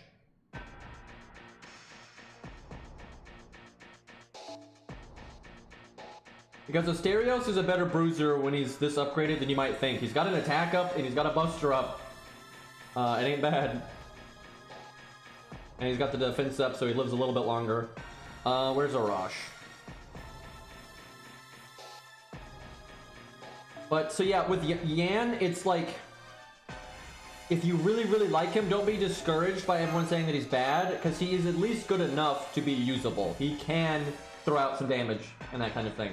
But there's nothing really unique about him, and he's not outperforming a lot of the low star assassins and stuff. So on the flip side, if you're just looking for a practical assassin to level, he ain't it, champ. But who knows? Maybe they'll buff him down the road and he'll be better. Yeah, we'll give Spartacus a shot. We seem to be doing a Berserker theme here.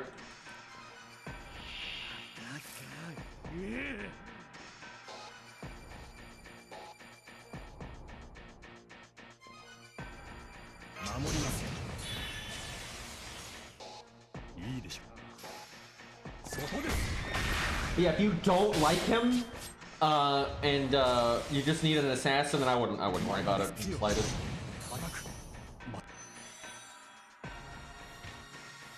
Assassin is a pretty lucky role for free-to-play and stuff, because you've got Curse Arm, 100 Face, Fuma, like, Jesus Christ.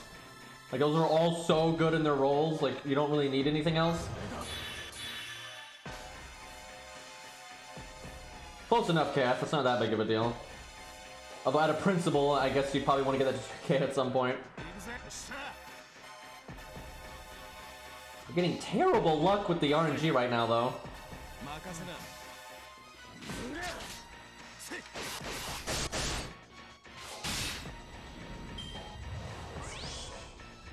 Uh-oh.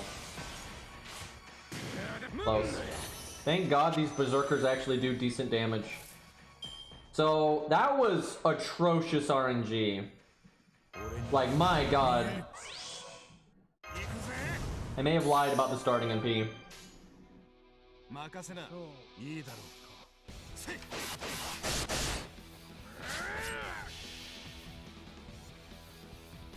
Yeah, very recently Fuma's been very useful. A lot of the recent challenge quests he's been phenomenal for.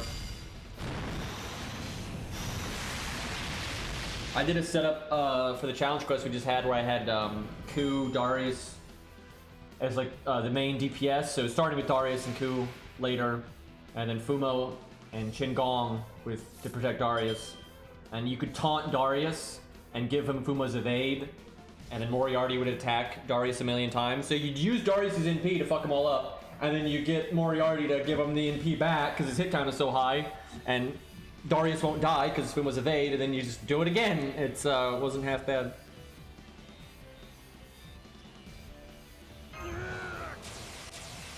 Well, our NP situation is not ideal at all. This will probably be the one turn where we don't BBB. We got really bad luck there. We needed more NP gain at the beginning. If I could just come in with like either my NP or my NP on the next turn would be fine. Because see, now by the time we use our NP, we're going to be so low in health. This is, I tell you, man, it's a shame that you don't have them, Cass. The heal command code with the heal boost command code would be so good for Asterios. We'd go back to full health right now. You heal for 2,000, And that would really help him buy time to get his NP. I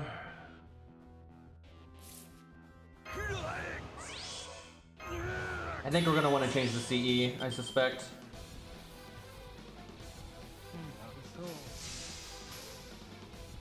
Some of that stuff they'll add to the shop later. I think the heal one though is a 5-star one. Woo, that's a bad start. Yeah, you want to have like your full health bar when you do the attack down, because like damage mitigation when you have like no health isn't as good as you would like. So let me try this. I'll try this again. I think I can do better than that. This is a terrible fight for him though. The boss's hit count is just way too low. And some people act like he only works if the boss has a crazy high hit count, and that's not really true. Like, they just need to have some kind of hit count.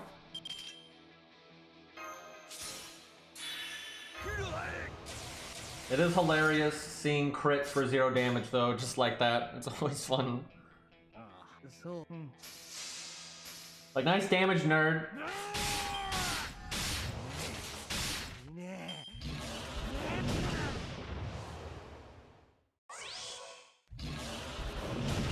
If we could have just gotten that off sooner, I think it'd have been alright.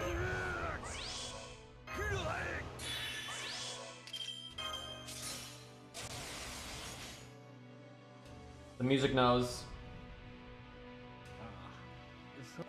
Putting that one in the back because it's got the command code, so. Wasn't really expecting anything to crit there. He gets hit for 28k though, no crit.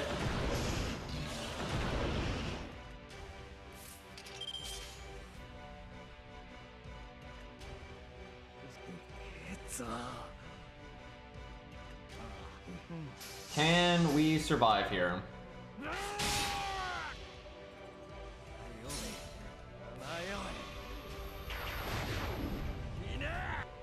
Dude, I can't wait for Asterios to get an animation update. It might be a while, but I cannot fucking wait. Nice NP, nerd, lol. He didn't have any of his NP damage up though, which is kind of weird. He normally does that. I think we'll be able to keep up with Darius. We just need to set up a little bit better, get better luck. Honestly though, reminder, he's a 1-star, by the way, and he still was only 60k off Darius there, and I'm quite sure we can set that up better. Okay, so there's 2 routes we can go. We go more defensive, or we go more offensive. I definitely want to try the offensive in a minute. Let me think. I don't know what CEs you have, Cats. It's almost impossible for me to give you, like, because like there's so many things I can think of, but I don't know how to even like tell you what those things are. Yeah, Asterios is so good for Guadia. It's funny that he's like the main final boss, you know, and Asterios just totally wrecks his shit.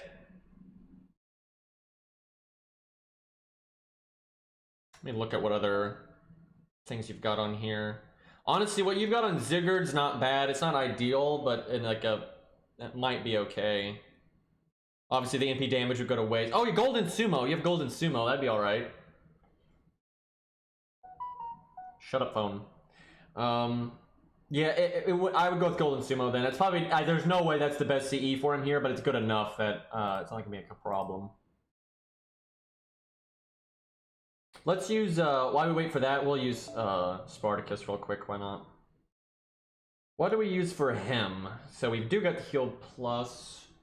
I'm gonna try Atlas. That's ballsy, but I'm gonna try Atlas, see if we can get our heals off a few times.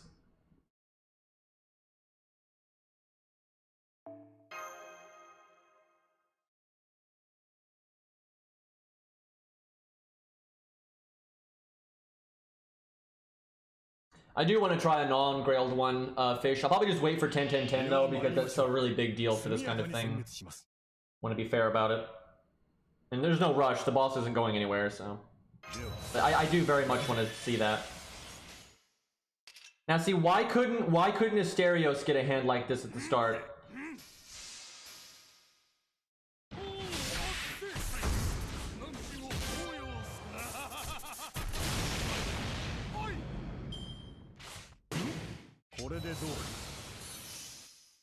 Yep, St. George got an animation update. It's very good too. It's not one of their like lazy ones. They did a pretty good job with it. I love his new NP.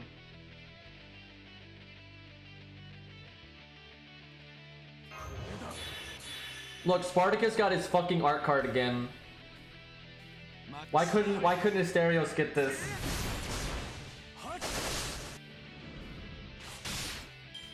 That's some bull, man.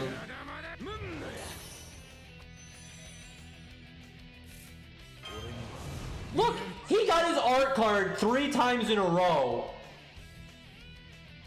Fucking nonsense, man.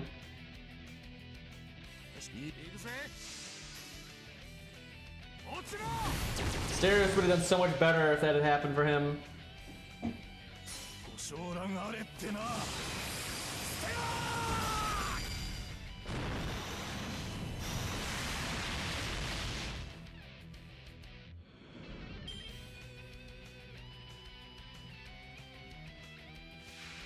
Okay, I do not want to cast Guts until next turn, so that's a little awkward. I don't want to cast her Buster up until next turn either, actually, so I think...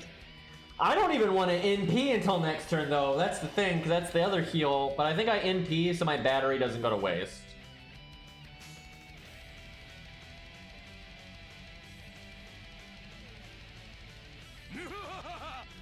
I see what you do with that command code, Zaw. I see that.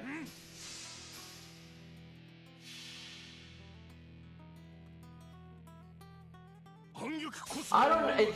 It's hard to say with Asterios. If Asterios was going to beat this, you would need very specific command codes. You need a very good command code setup, with command codes cast, unfortunately doesn't have, and then a really good CE.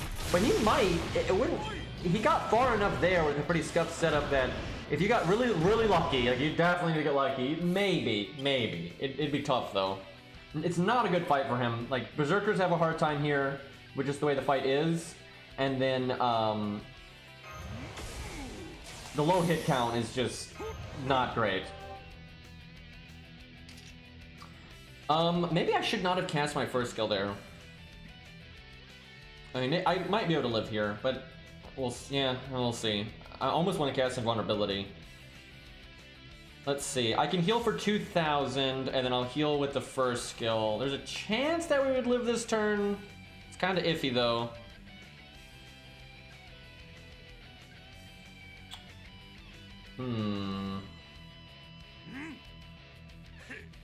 We'll do that. After this, we'll probably spam BBB. This play is only worth it if I don't die this turn. If Guts goes off this turn, that was all a bunch of mistakes. Oh my god, we got instantly crit.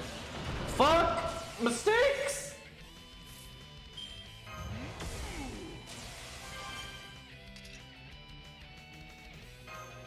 That is unfortunate. That means my heal went to I wasted a lot of stuff there because of that. Not ideal. I'd like to point out, though, the boss has never cast a skill this entire time. Even though this boss normally casts skills a lot. Yeah, I should have done my heal now. Like, if I was gonna have Guts go off like that. And I could have had double heal boost for that part, too, if I'd set it up.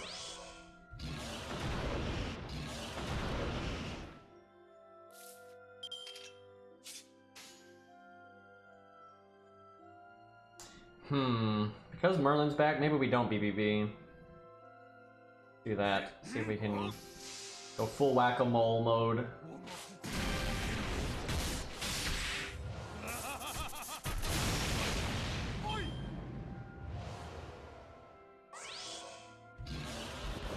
He's critting so much! God damn it! Also, I'm gonna be one turn off. My Gut's coming back when I need it, so we lose. We can't survive the NP. Damn it. That is unfortunate.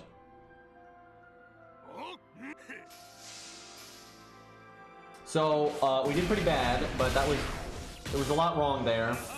I don't think he's winning this by any means. Again, this is such an unfriendly fight to Berserkers, unless they're like single target, you know, 5-star or even 4-star. Like single target ones do okay, because they can just nuke the shit out of it.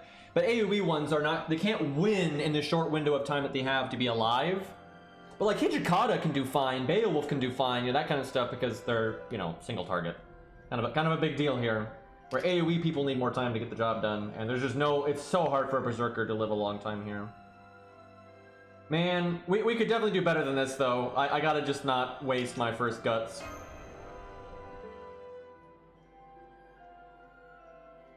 Because I was about to get my guts back, and I was about to get my other heal back, and I was about to NP again, so I could have gotten to full health again. Yeah, I think Tamcat could win. I think Tamcat could win. You might need to, it might take a minute to figure out the right, you know, order on things. But, yeah, I think she could do that. She has a lot of survivability, like, so much.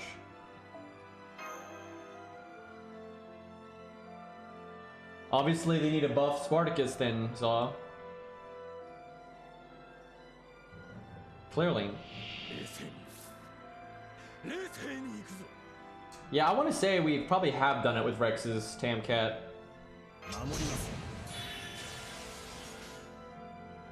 Hey look, Asterios gets scuffed again. I just love how Spartacus walked in here and got triple art card when he didn't really even need it.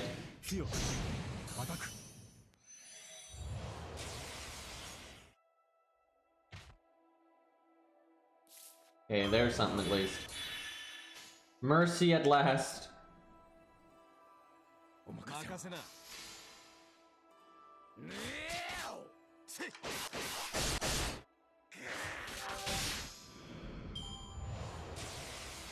Just get to 200%.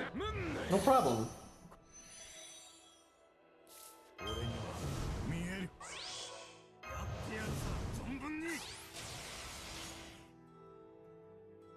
We actually want stars here, which we can't really make.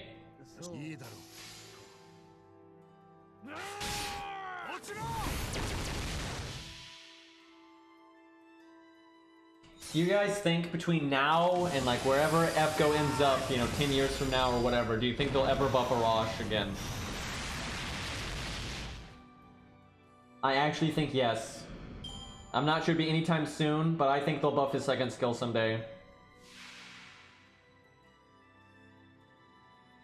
Like, I definitely think that's gonna happen at some point.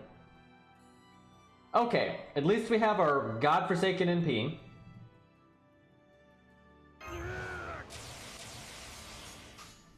Not a good turn to cast our other buffs, so I'll do this and then BBB, I think.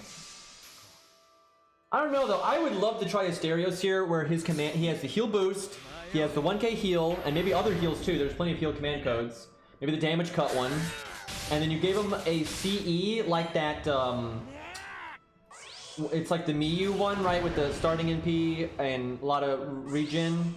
Or hell, maybe even that 30% regen one or whatever. Just, and then you just do NP gain combos every turn. You don't do any, you don't focus on damage at all. And I wonder how that could go. With an enemy with this low of a hit count, I wonder how that would go.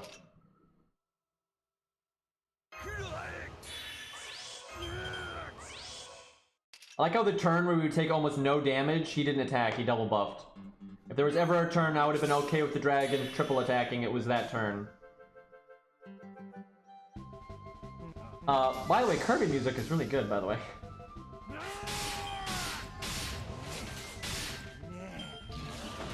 Dude, there's Kirby Ultra Star or Super Ultra Star or whatever. There's a game mode where you can just fight all the bosses in the game, and you can play as like any fucking trash mob in the game. You can play as Bugsy, for God's sakes. You can play as Waddle Dee, you can play as Waddle Doo, you can play Blade Knight, like, and they have really flushed out movesets. They have like very flushed out movesets and stuff. It's like, god damn it, can we get more games like that? Like, give me some of that, man. Yeah, it's got a really good DDD theme. I was listening to that yesterday, actually, and I was like, god damn. Let's see if I can get my NP right here.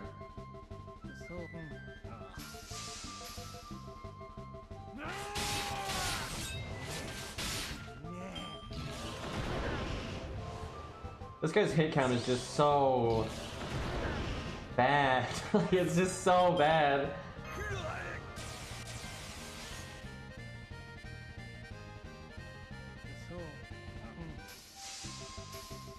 Like, I'm not asking for a boss with like a 5 hit count, right? Like 2. I'd be okay with 2 for God's sakes.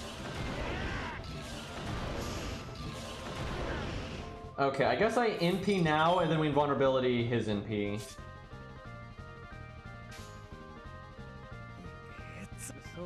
Dude, Asterios is so cool, man. I want an animation update.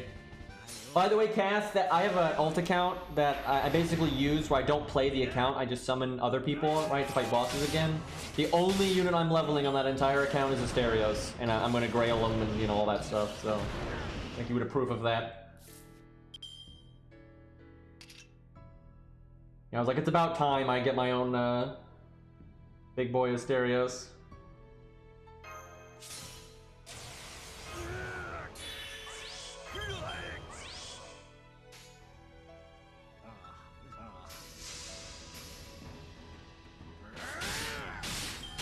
$63K only self buffs, and it's easy to get him to crit in a team context because of his star absorb skill. Like you just use it. You could just use him with well, we beat Darius. We just beat Darius here. But you just use him with like Hans, and then Hans gives him the crit buff, right?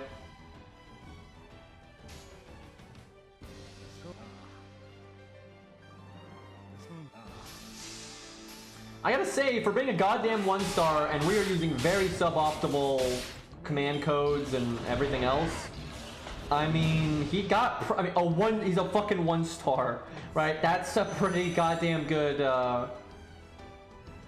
pretty good job there. Got him to 490, 496. Yeah, that's not bad at all. I'm telling you, if you optimize the hell out of his command codes in his CE, especially the CE, I would not be surprised if he could beat that, which is pretty whack, because again, 1-star Berserker.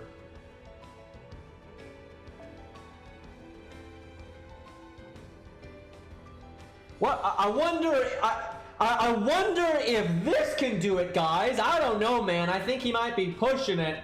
You know, he may be a single target Berserker, but he's got an unupgraded NP, and you know, this CE only gives 100 attack. I mean, and it has, God, this CE has no damage effect, guys. No damage effect.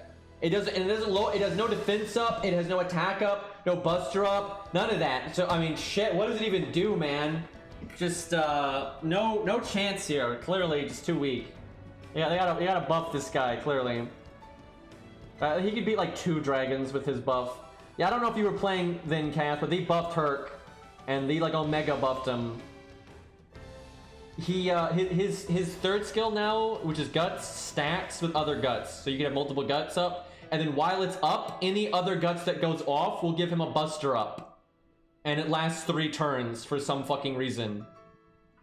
So he lives longer now because he can like preemptively use his Guts and have it come back. So he lives a turn or 2 longer than he used to, and then while he's alive, he does a lot more damage than he used to because now he's swimming in buster ups. What do we want to give a go here? Oh man, we got that Blood Axe though. If we want to use, that's fair because he's also a low star and he's also AoE. That's the big thing, is AoE. Let me give him command codes just to be fair here. He does not have foe items, where Asterios and Spartacus both had foe items, but oh well, fuck it. Okay, we gotta pick like the best command codes ever here. So for Spartacus, it's really obvious to go for survivability, I think. I'm not sure that's the case with Blood Axe. There's no chance for Blood Axe to beat this. I don't think. It's about getting as much damage in before you explode. That is definitely the way to go for Blood Axe here. A heal wouldn't hurt though. If you combine like 1 command code heal with his big attack down, you might be able to squeak out an extra turn.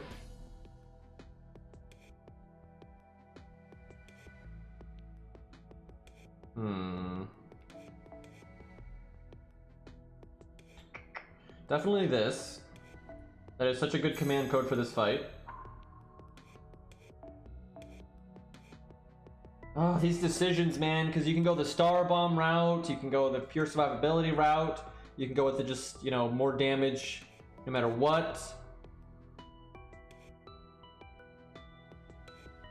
His NP is the least worth doing out of the lot of them, though, because it's not upgraded and it hurts him. So, not worrying so much about our quicken art card at all here. Yeah, dragon has no gender. Pretty much anything that's not a servant won't have a gender. There's a few exceptions to that, like, you know, the pirates and stuff. But generally, like boars and dragons and, you know, homunculus and all that, they normally don't have any gender. Is heal worth it at all? Got his own heal. I'm thinking no. I think we just go pure damage. The question is, what's the best pure damage, though? I don't know. I can't, because it's a dragon and doesn't have a gender and stuff. Maybe I do go for healing and just try to get the most out of it I can. An extra turn there is probably more than I'd get out of a damage CE. It's just doing like Star Absorb and then the crit bomb. If you get one crit out of it, that's a pretty big deal, and that is a lot of value. Maybe we have one turn where we don't do Buster, Buster, Buster, and that's where we try to do our heal stuff. You'd want it to be the turn after your NP, though, because you won't have taken damage yet. Although you could use the heal command code right after doing your NP and actually heal back the damage it does to yourself. That is a thing. So I could put heal on this, and then Merlin or Star Bomb on quick.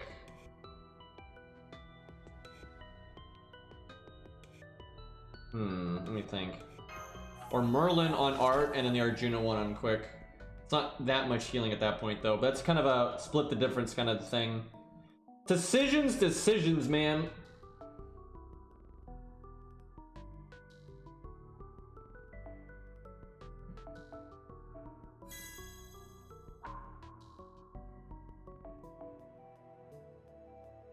Could do double Star Bomb. Then you're like very likely to crit on the follow-up turn. Alright, we'll do that. Getting a crit or two is pretty awesome for your value.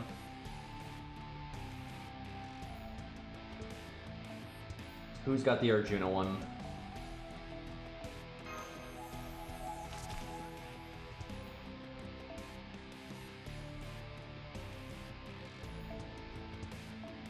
Chat, remember when we were fighting Lancer Lee on the 1 to 3 star account with 3-star CEs? And the best caster DPS we had was Ku? Remember that? Now imagine, and like the thing is that wasn't like a meme because the account wasn't prepared. It's just because Ku at neutral was doing better than the overwhelming majority of the casters against an assassin, right? Because Ku is just that good, right? Imagine trying to do that where we were on that account with those, you know, 3-star CEs, you know, bare budget team and everything, but we use Proto Ku instead. Like, imagine that, right? Like, how much, or Baldy, right? It's just like, Jesus Christ.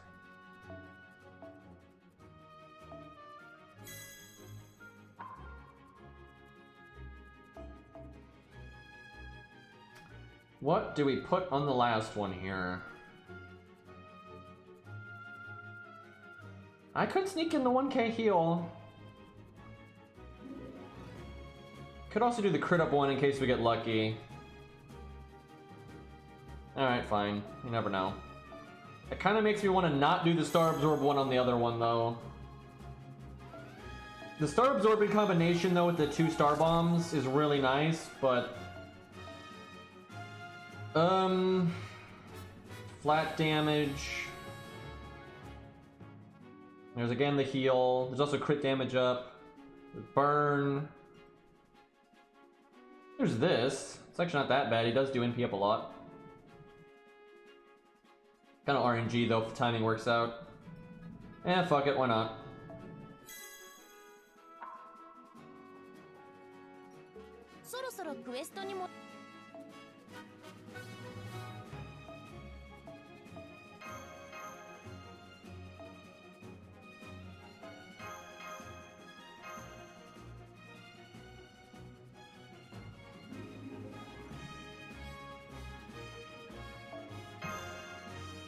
Okay.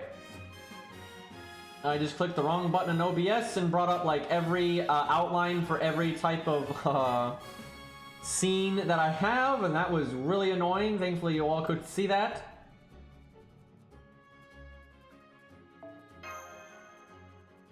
I just relogged. Like, I literally, you saw me relog, because I slotted Golden Sumo.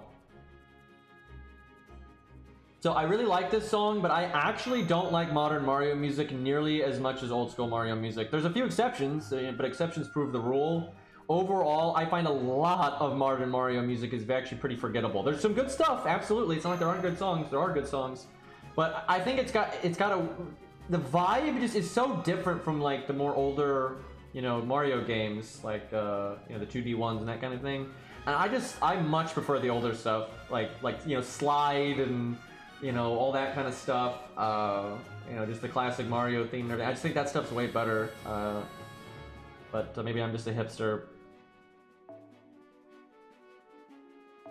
And again, I don't mind some of the new stuff. And there are some standout. There's definitely some standout songs from like the new age of Mario games. I'm like, oh wow, that's really good. But there's a lot that I'm just like, yeah, it's, you know, it's fine, but it's nothing standoutish. Where a lot of the older music is very standoutish. And it's so right? It's so Mario. When you hear old school Mario music, you know what you're listening to. Because yeah, Mario 64 is, you know, God, so many good songs in that.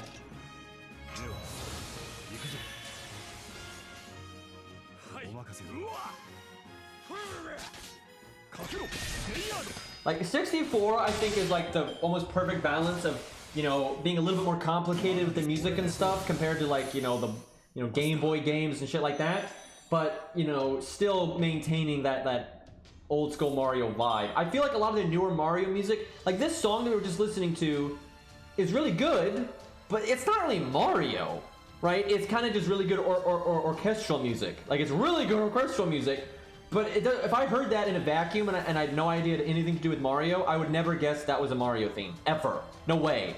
Right? It just doesn't have that kind of vibe in the slightest. But most Mario music doesn't really have a Mario vibe anymore. You know, it's kind of all over the place. Meanwhile, we have Gilgamesh's theme going off here. Is this Mario?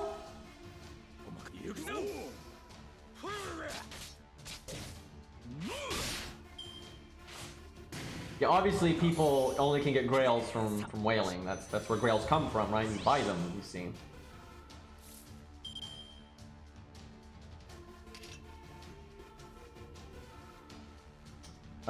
Blood Axe, would you like to round up and get your NP here?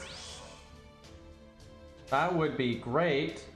I'm gonna go for the overkill bonus, hopefully. Because you don't have to actually get overkill to get overkill. It's really stupid. Nope. Fuck! We're not even 1% away! God damn it!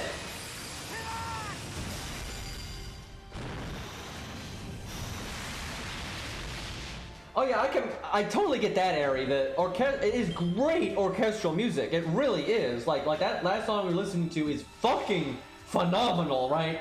It's just it's not very Mario-esque, right? And I like when things kind of, you know, have their corner, their niche, right? But yeah, it's fucking phenomenal music. Okay, so us being at 90, you know what? I'm gonna cheat. I'm not gonna waste the AP and do it again. So we're just gonna do that number.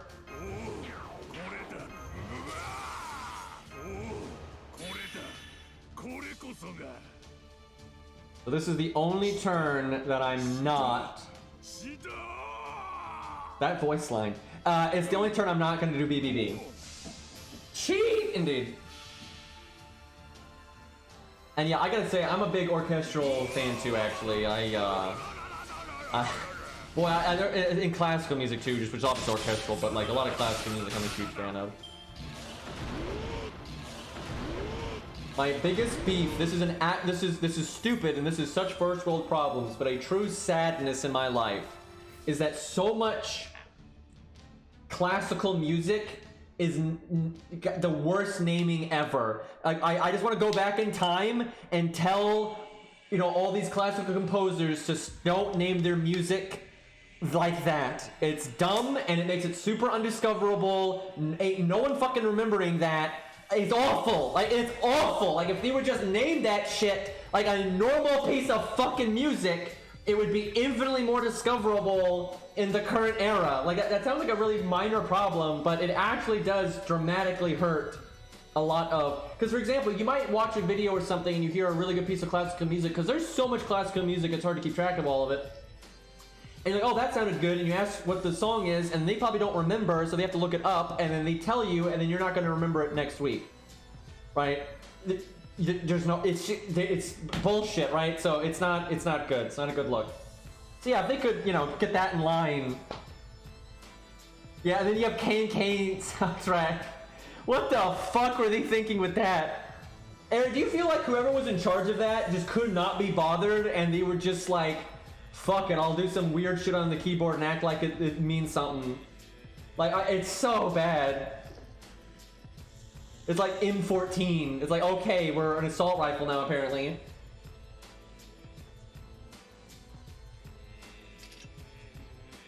I guess now is a good turn to do this, because I almost guarantee the...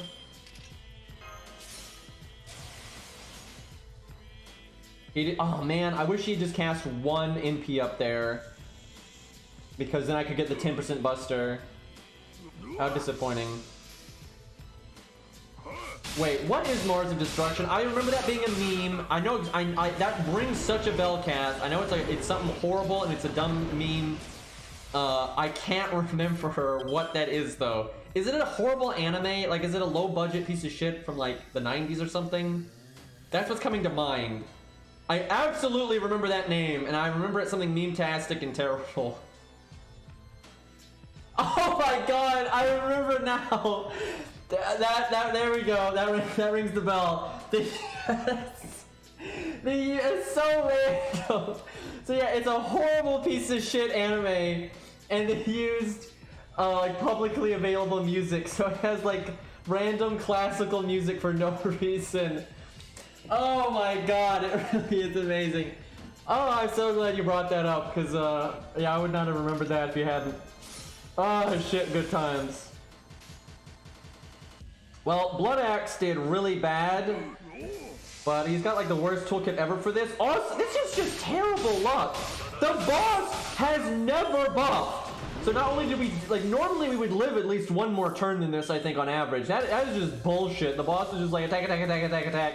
That means our attack down did nothing for us, and we never got our buster resist down anything. He never buffed. This asshole never buffed. He just super attack all the time.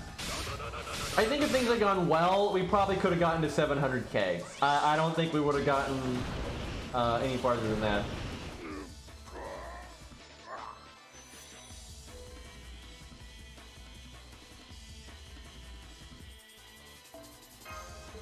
Yeah, if you want to know why Mars of Destruction is a meme, just YouTube Google it. You know, it'll pop up, and there you go. All right, let's give Spartacus another go. Yeah, I think Spartacus got a bit shafted there. I think he can do better. Good old Truck-kun. Did Zigguard beat this at neutral? I can't remember. I want to say that he did, since he got buffed. I think it was close, but I think he did. And I have beat this with my Beowulf. I don't think I did it on stream, but I did mess around with this off stream, and he did beat it. It's not super reliable though, but he's level 90 and MP3, so he's not like maxed. But it was not reliable. It was, the win rate was kind of fucked. That is not Spartacus. Yeah, they buffed Zigguard, thankfully. I don't know if we go short term or long term with Spartacus, man. Because we could just go, you know, see red, press red. We'll try long term. That's where the potential is. Yeah, I remember before his buff, it was not happening. It was bad. But I think he beat it. Maybe we try it again. Who has the best Zigguard? It's probably I Love Arjuna. Because I want to say he beat it. But maybe I'm crazy.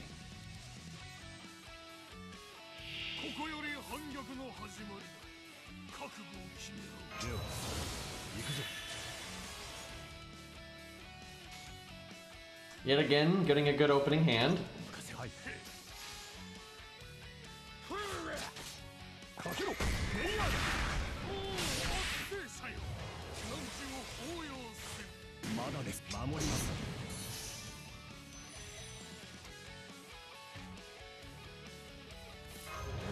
And I do kind of want to jump back on PC in a minute and maybe do it next stream, but I wouldn't mind doing Gil versus Gwen just because I'm kind of curious.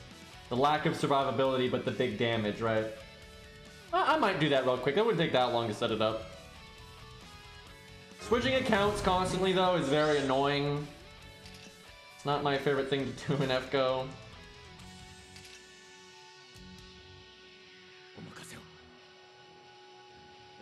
I'm probably gonna kill one of these, we'll see.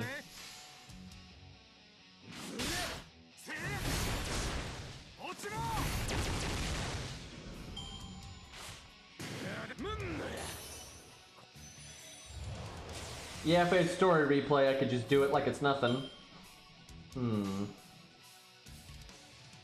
The stars... Man, we've really got weird hands here.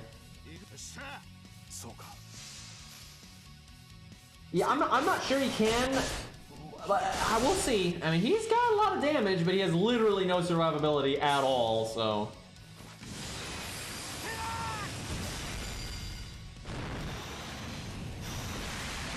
That's why I want to try it. Because, I mean, truly, Gilgamesh is a great archer in team play if you're fighting a servant, but, yeah, his solo, you know, his star absorb skill does nothing because you have all 5 cards. No, lack of survivability is a problem. And although he does have basically single target damage when fighting a servant, that's pretty much all he's got, right? He's not, nothing else in his kit is really helping too much. There might be some, I'm sure there's going to be RNG in it. If Gwen decides to like just buster, I think he's dead. But if he gets lucky and can get, you know, a little bit of time out of it, and if he can basically live until the second NP, I think he might be able to win. You know, first NP you block with invulnerability or guts or whatever, and then you, if you can make it to the second NP and that's what ends you, because you would die there no matter what anyway, you could never survive 2 NPs, he might be able to win. Because yeah, Gil can get his NP decently quick, and it does hit, you know, basically as hard as a single target. His normal card damage is really good too, but again, that just so little survivability, that's absolutely not a good thing. So if I cast Guts right now, it'll be easier to loop it, but we'll waste the game. That almost, I wonder if we don't give him starting NP. That way we can cast his Guts ahead of time.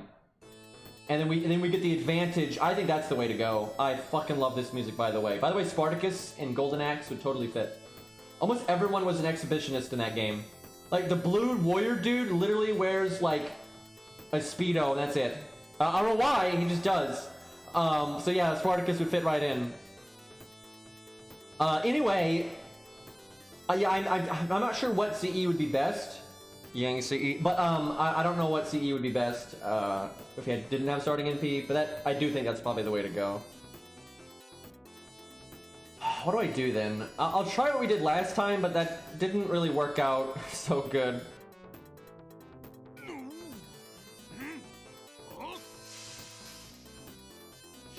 This is Wilderness from Golden Axe.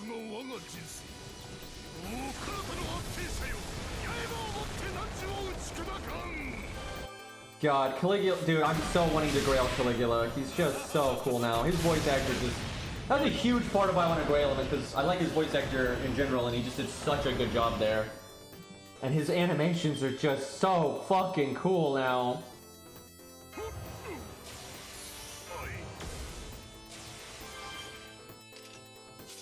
Yet again, the boss did, this boss buffs so much, I don't understand. Like, he is literally a buff spammer, and he's never casting them. Fucking jackass.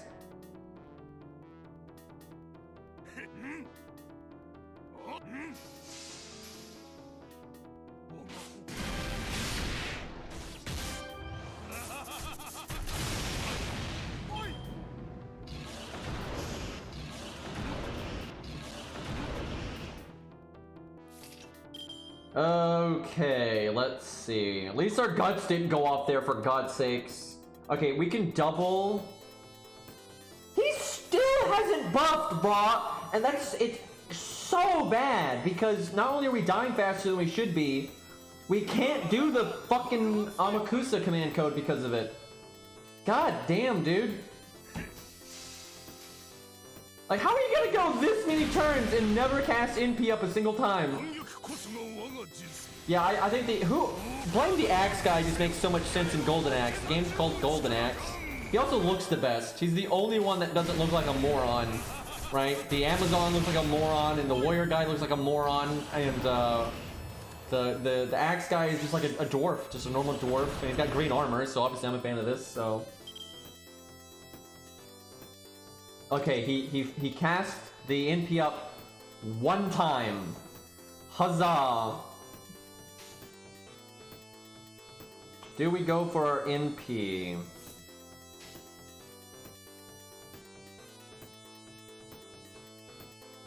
I don't think so. I think if I did the heal boost. I guess I just do this then, go for damage.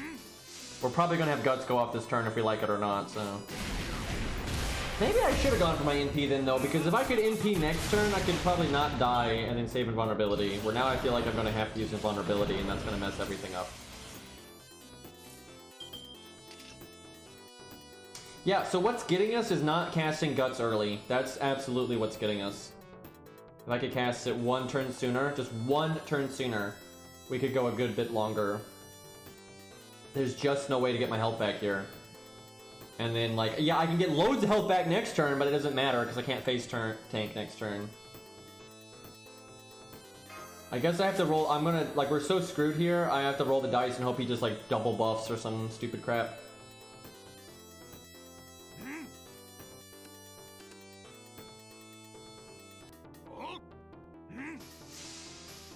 So yeah, I think we'll just maybe switch to CE. And see if we can use the Guts just one turn sooner.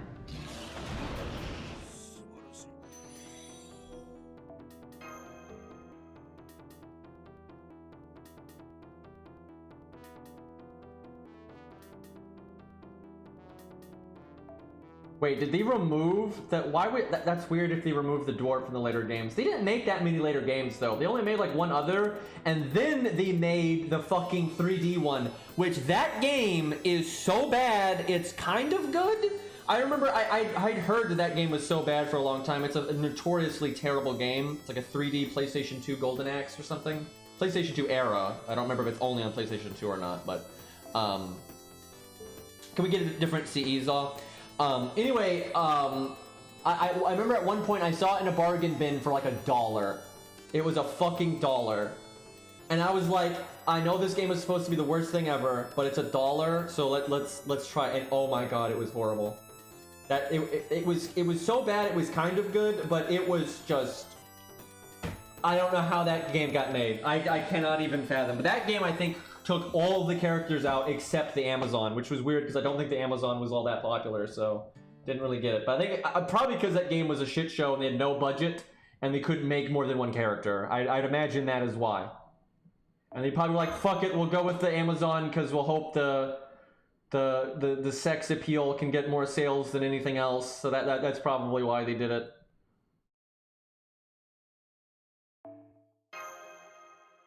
Did they make another 3D Golden Axe? I know there's 3. The most famous one is like the second one for the 2D ones. And like no one has ever played the first one. And they did make a follow-up to the one that everyone has played. There is no world where that's the right CE. There is no fucking world where that's the right CE. Like even just like limit over 0 I think would be better. Although the way we're playing that wouldn't be. Let me think, what is good here? Let me think. It's never that though. I am such an anti that CE. That thing is, I just do not think the math adds up on that one. Let me think though. What is good here? The hard part is we're not BBB spamming, which might actually be a mistake. Made in Halloween is actually totally fine here, but nobody has that. I honestly, I cannot think of any CE that's actually good here, other than like, you know, broken shit, because the way we're using our deck is so fucking weird. Like, I'm really struggling to think of a CE that makes any sense here. I mean, maybe what we're supposed to do is we go, you know, like limit over zero style, and we just see a lot more red and press red and just get damage in that way. That might ultimately be better, but there must. What am I? Let me think. Let me look at my Cs. Okay. I don't think Yang CE would even be that good though. It'd be hard to work in the burn, and then we're not BBBing that much. So if we did go BBB route, that would be better though. Like of course that would be better. This maybe, I don't think so though. It's only on crits and stuff. It's just you need the no starting MP. You want consistent, something that's applying an effect every turn. That's absolutely what you want. If you're doing no starting MP, you want an effect that will always kick in.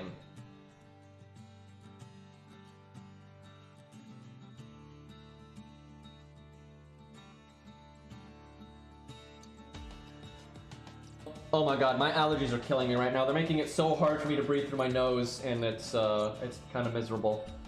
Ugh. I'm gonna have to take a break action in a second and like get a nose strip and see if that helps, because this is killing me. Is this, for God's sakes? I would say Golden Sumo just because attack up, but you don't have that. Man, I'm really. It's because we're not BBBing. I'm not thinking of much.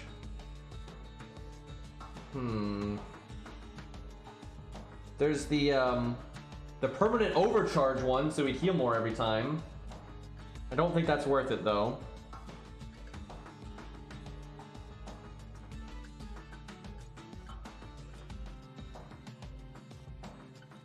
There is this, but the no attack stat I'm not really a fan of.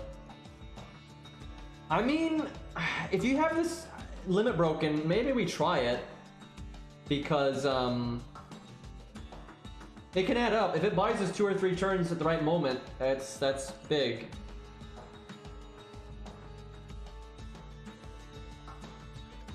You just watched Mars of Destruction? Oh my.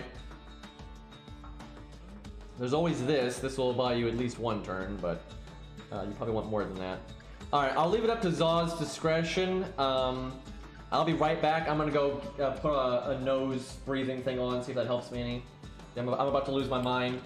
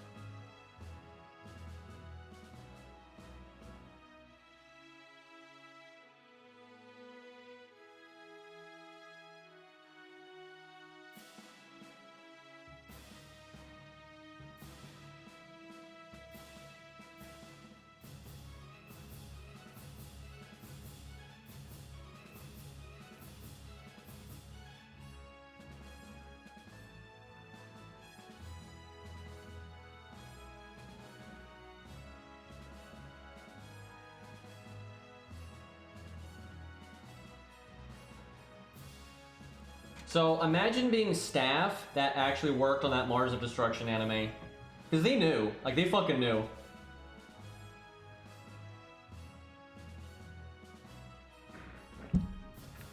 like I suspect they just had like the worst budget and like the worst time frame, right? Like just everything was bad. Well, if we're doing limit over 0, we kind of have to see red press red at that point, because otherwise you're just wasting it. I don't know why it's so hard to find a good CE for this though. Okay, I guess we're gonna go way more short term though and see what we get out of it.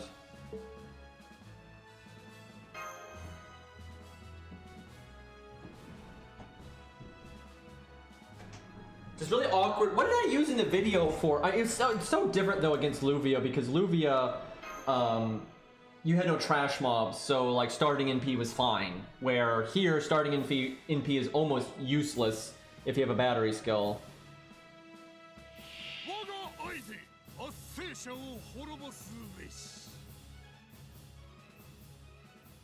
Good old Pikmin games. I only ever played Pikmin 1, but I enjoyed it.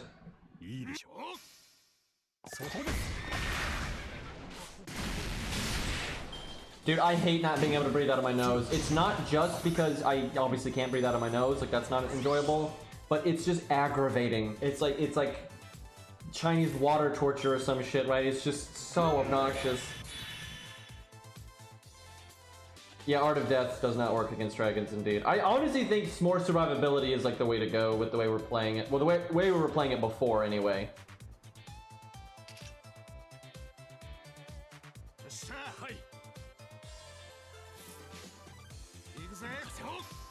Okay, I have to cast Guts this turn, I think. Oh wait, or do I cast it the first? I think I casted the first turn of the boss fight. Okay, RNG, come on. Fuck.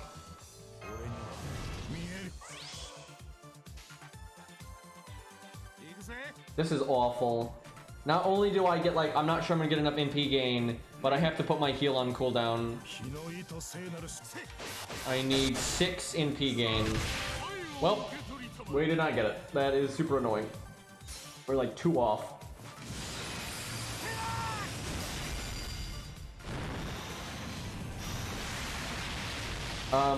Basically none of the 3-star Lancers can solo Guadia. I know this because I have soloed Guadia with 9 classes.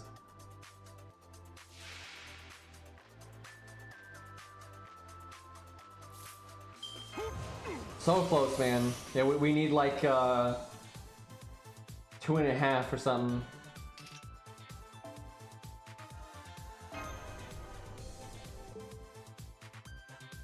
If somebody actually thinks all the 3-star Lancers can solo Guadia, go try. Like, go try. They cannot. And, like, Cairo has tried Guadia with Baldi many times. And he has just failed. Now, I think if you get really lucky, and I mean, like, heavens opening up, you know, maybe, but, not even remotely reliable, and it hasn't happened yet, but maybe someday. If they buff Baldi, he might be able to get it.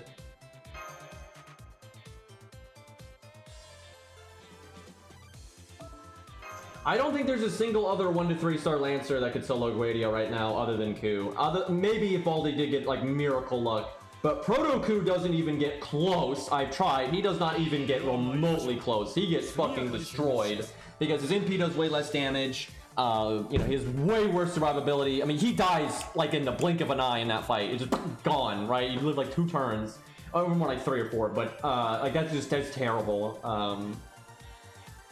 So yeah, no, I don't think. Yeah, maybe Leonidas. Maybe Leonidas, just because of the way Leonidas is. If you give Leonidas a good CE, and you get a first good couple opening turns to stabilize, yeah, maybe Leonidas. That he's a weird one though. But yeah, so maybe Leonidas. Ku can do it. I've done it several times. If Baldi just gets so fucking lucky, maybe. And if Baldi gets buffed, I think he'll have it. Maybe. I don't know. Baldi's got some real problems there. Baldi will never have a good win rate there, I can say that. Baldi will never have a good win rate there because his evade is only 1 hit. And you're just gonna have so many attempts where you just get blasted and die, right? That's just gonna happen a lot. But if you get really fucking lucky. Now, Deer Mid, I don't think Deer Mid's even remotely close. It's not happening. Like, He would need one hell of a buff because he's not in the ballpark. He's not. I mean, to be fair though, I'm not really shitting on the Lancers here.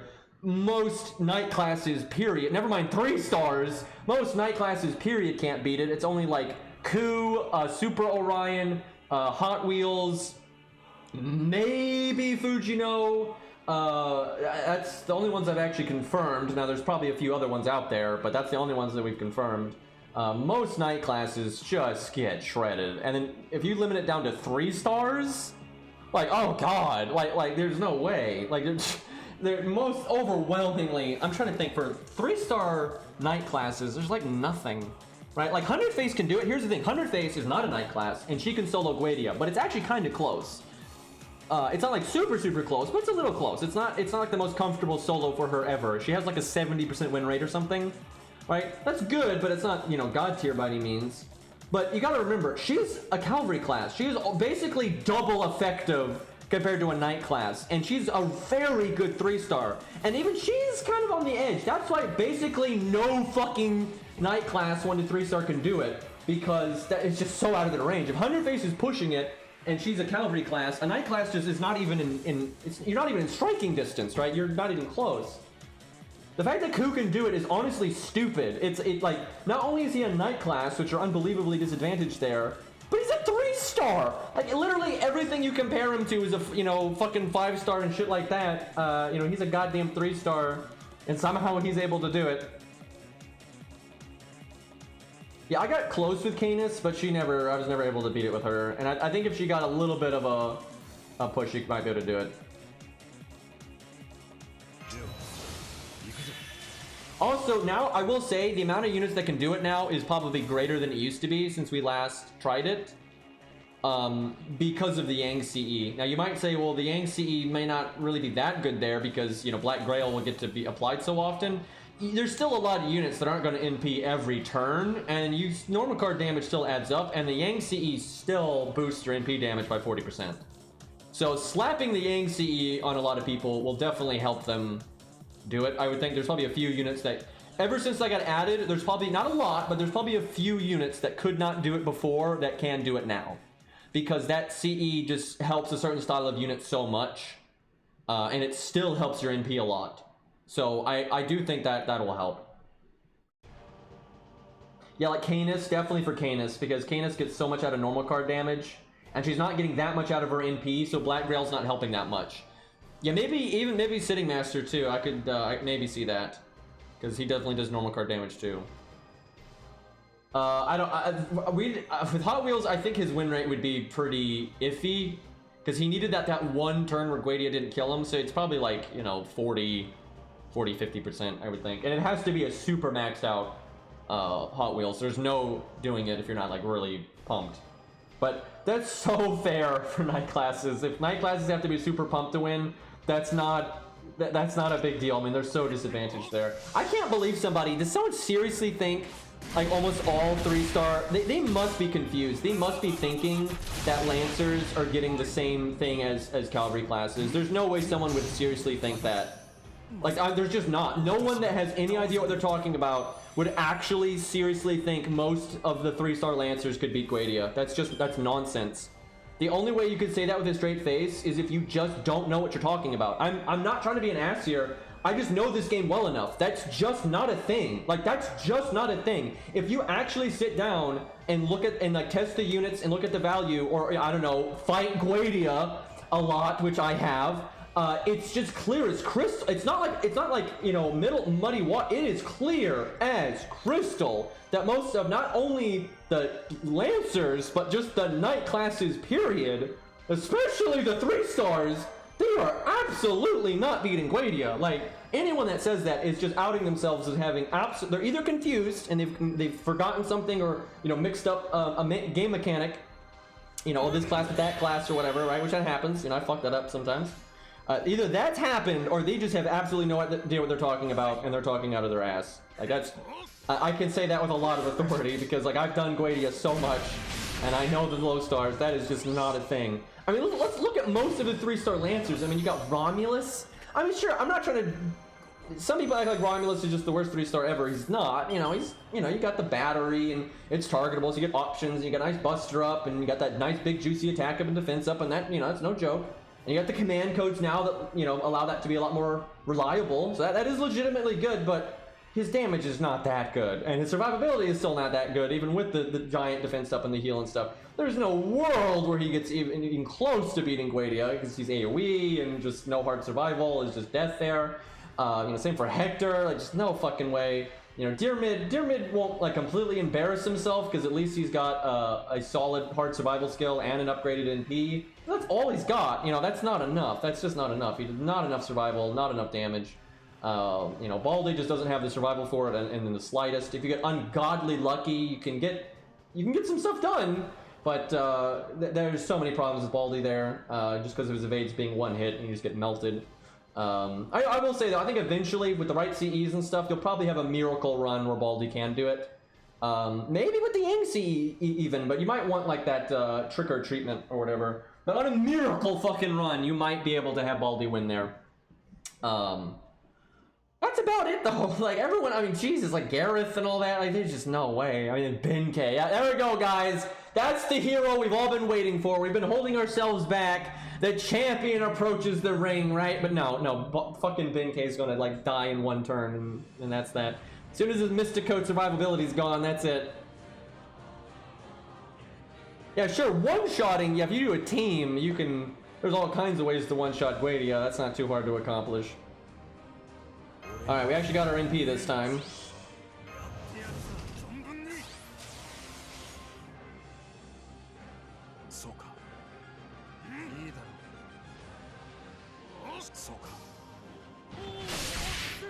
You see, you do the skill seal, so Guadia has to attack a lot, so it gives you a lot of NP. See, there's the thing. Just stun him, forehead. Yeah, Leo might be able to do it. I'd actually like to explore that. That is legitimately a low-star Lancer that could potentially do it. You might need some luck on the first couple of turns to get going. You might need some ungodly specific craft essence and command code setup or something. But I would not be too shocked if Leonidas could do it, because if Leonidas can, this is the cool thing about Leonidas, if you can get 3 MPs off, like boom, boom, boom, you can't take damage, unless they have ignore defense or something like that. He cannot take damage. It doesn't matter what kind of Guadia does. And because Guadia's hit count is so goddamn high, and now you have a lot of command codes and CEs to help with like NP gain and those kinds of things, I could definitely see it being possible that he can't die. You actually might not, I don't think Guadia counts as male. You'd probably just want a straight defense one, or you'd want NP gain. Because you might just use a Mystic Code, you might front load. You use the Mystic Code and Guts and that kind of stuff to get the 3rd NP off. And then once you have the 3rd NP off, all you care about is sustaining it. So you might want NP gain or some crap like that. I'm not sure, I haven't actually tested it. I'd have to sit down and play it.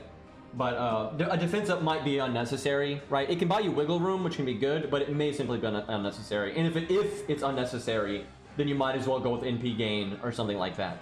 Or hell, even the Caneth one, right? Just to guarantee an extra turn or two. Right? You do Caneth, you do Guts, you do the Mystic Code survivability skill, and then within that time, you need to have then gotten 2 or 3 NPs off, which you probably can do. So yeah, honestly, Leonidas might be able to do it. It'll just take a long time, right? Like it's not one of those solos who'll help. Well, I don't know, if Guadia is nice to you, maybe you would be able to sneak in some Buster stuff and crits.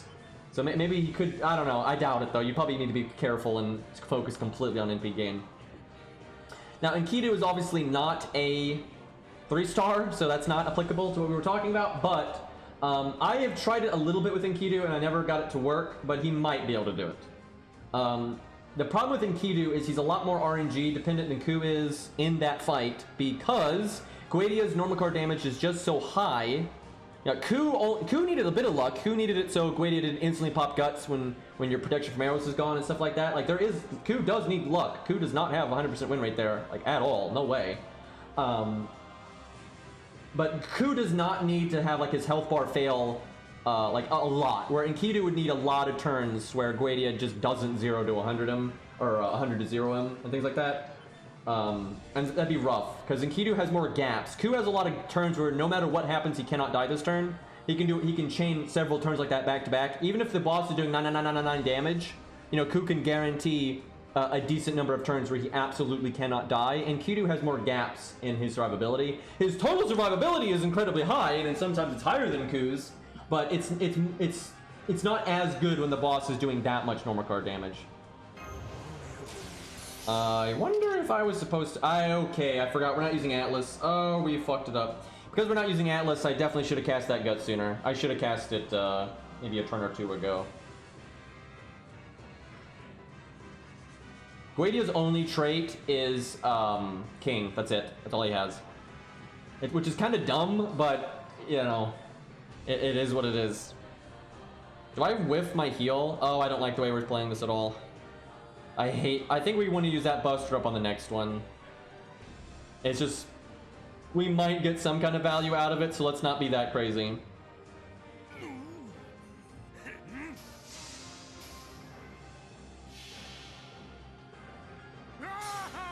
Yeah, I remember Elephant Lady could basically solo Guadia forever. Guadia could have like 99 million health, and if you played right, and she was upgraded properly, she could still win. It would obviously take an ungodly amount of time, but most units that can solo Guadia couldn't go forever. They're not going to be able to handle 2, 3, or 4 Guadias, but she could. She could literally handle unlimited Guadia works. She'd just be there for a while.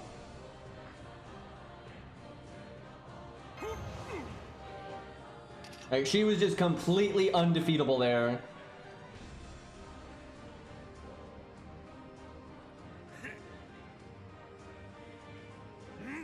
Like, I kind of need to rush my NP, even though we have limit over 0.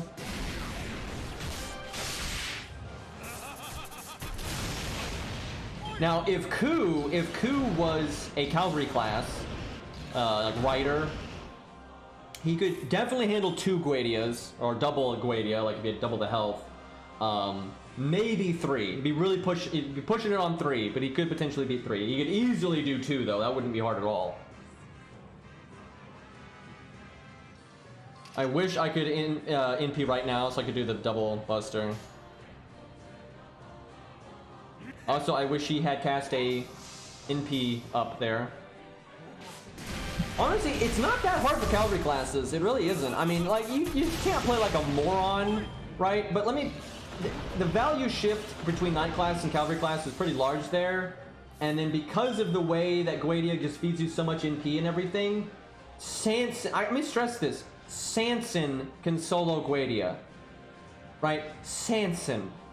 Now, to be fair, Sanson, you know, is trash, but he actually does do better there than you might think, just because Guadia is evil. So he's at least getting his evil bonus, and he's able to apply that evil bonus to his NP 2 or 3 times because of how quickly you're getting, you know, the NP multiplier. So Sanson actually is quite the damage dealer there, because you can have Bond 10, counterclass, Black Grail, anti-evil, upgraded NP, and then the defense down from the previous NP. That's a lot, right? Sanson's stats might be terrible, and his skills might be terrible. But that, for a fucking 2-star, that is a lot of goddamn damage right there. Also, goddamn it, we don't have our NP yet. At least we'll get it in time. We're gonna lose our fucking defense down, though, because the boss is just not casting skills again. I don't think Phantom could solo Guadia. He'd actually get, if you upgraded him proper, like if he was level 100, 2k foe, Bond 10, especially the Bond 10, he would do a heck of a lot better than you might think. I don't think he could do it though, because he is AoE. Most of his skills don't do a lot, and he doesn't have a survivability skill. If you just changed Phantom though to be single target instead of AoE, he might be able to do it. And then definitely, if you added an evade or invulnerability or something to one of his skills, then he could definitely do it, which is kind of sad, but it is what it is. Guadia is not really that hard to solo, ultimately. Like, he hits very hard, and he has a lot of health, but if you have Bond 10, you effectively cut his health in half. So it's not actually that much health anymore, but he does hit hard. But although he hits hard, he basically feeds you free NPs. So he's just not that hard to solo, generally speaking. The only reason it's hard to solo on a knight class is just because you just take so much you take so much damage, and you can't quite trivialize his health like everyone else can. That's the only reason. Like, he's ultimately kind of an easy boss. It's just, if you want to make it an insane value check, you can, right? Putting up a Knight class against him, because of the way it changes things, that is a massive value check at that point. Now, a value check only tells you certain things. That is not the be-all, end-all to determining how good a unit is. It is just not, right? And solos only test a straight survival and straight damage, right? But there's certain kinds of damage that they can't test, like Star Absorb. Star Absorb doesn't do anything in a solo, and so although Star Absorb isn't a great thing, it just happens to be bad in a solo, right? So it's not applicable to everything. It just isn't. Ultimately, like, for example, if you're wanting to test Ku versus Baldi, the way you need to do that is, like, sure, Ku is so good at soloing, he can solo really fucked up challenge quests, that it's a very practical thing that he can solo that much. So you should test him in solo and last man standing, where like everyone else in the team dies and he comes in, right? So that is worth testing, but you need to try him on a budget team, and then you need to try him on a non-budget team, then you need to try him solo and then last man standing, and then try him on another budget team and another budget team, and then you do the same thing for Baldi. You try him in budget setups, you try him in non-budget setups, you try him in solo, try him in last man standing, you try all the things. You gotta, if you're really wanting to size up 2 units, you've got to use them both a lot in a lot of different contexts, right? That's how, and I do that. That's like all I do in this fucking game. Yeah, Lancelot is almost too good of an example though, because most, because I don't just solo. People act like, I see people like try to naysay my opinion because all I do is solo. I do so much fucking team play. Whenever a challenge quest comes out, I normally do like 9 setups for it and shit like that. Like, I do so much goddamn team stuff. I absolutely know what I'm talking about with team play, and the reason I know what is applicable between team play and solo and what isn't, because some things are 1,000,000% testable. Like, if it's true in solo, it's going to be true in team play. I know the difference, and Lancelot is one of the most extreme cases I've ever seen of a DPS that is just so disproportionately affected by like the value shift in solo. It fucking wrecks him, right? He is so much better in team play. A lot of units are better in team play, right? Like, a lot of fucking units are better in team play. But he is such an extreme case of it. Like, he's one of the most extreme. There are definitely a few other ones, but he is a fucking massive extreme case of it. Because everything in his toolkit is not, it's so based around crit. Everything is based around crit, and he can't crit without there being other cards in the deck, right? It just doesn't work. And so the critting enables to the NPs, which enable more critting, right? Like, his whole thing, he could work in solo if it was like Art Star Absorb. If they'd given him Art Star Absorb, he could still work in a solo. Yeah, Mori is another one. Mori is super synergy based. A lot of Berserkers, I have to say, really struggle in team play because they exponentially benefit from things like taunt walls, or like Merlin's invulnerability, or Chen Gong's targeted, things like that affect them so much because they have so much damage to give, right? Like, you got Spartacus here with so many hugs to give out, but it's hard for them to get the time to do it. So I find Baldi is hilarious because I know this because I talk about Baldi a lot, I use Baldi a lot, I use Ku a lot. People are constantly comparing Baldi to Ku. And I know a lot of people in my chat have seen this. It's fucking hilarious. You have a group of people that act like Baldi's kind of meh performance in team play is like, oh, but no, you gotta test him in a solo, right? And then when you see Baldi's meh, inconsistent as all shit gameplay in solo, they'll say, oh, no, you gotta play him in team, right? Like, I have 1,000,000% seen there's a lot of people out there that think Baldi's thing is last man standing in solo. And he's trash in team play because he's just too inconsistent, right? You just won't get the cards at the right time. And then there's another type of people like, oh, no, he's terrible in solo because he just dies so fast. You gotta play him in team play, right? So you can give him battery from Scatty or Waver and stuff so he can keep NPing, right? The truth is, he's decent in both, and he's not great in either. And although if you get extremely lucky in team play, you can occasionally pull off things that are absolutely hilarious and broken. It is crazy inconsistent. He is such an inconsistent character because sometimes, like, before you have your NP, you get all of his cards, and then you NP and you have no fucking cards left, and then you have just so many, and then the Star Absorb goes wrong, or you just don't crit with the 80%, or you get his NP, and then but it's the third turn and the deck shuffles and it just shuffled the cards. Like, that happens. You'll NP on turn 3, and then it puts all of his new cards in the 6th hand. And it's like, well, I can't do anything now, right? And then BB is the same thing. BB is a super RNG based character. She just lets, when you do get RNG, she lets you capitalize on it even bigger. Because you can still just never get that right hand after your NP when you have Summer BB on the team. It just never happens, right? So there's no point in freezing the deck because you never got the right hand. Where when you do get that magical hand at the magical moment, BB lets you extra capitalize on it. Instead of just getting that 1 or 2, oh my god, look how amazing this turn is, you can get like 3, right? So Summer BB turns good RNG into even better RNG. She does not allow you to guarantee good RNG. That's a fundamental misunderstanding people have about BB. Alright, time to click all the buttons.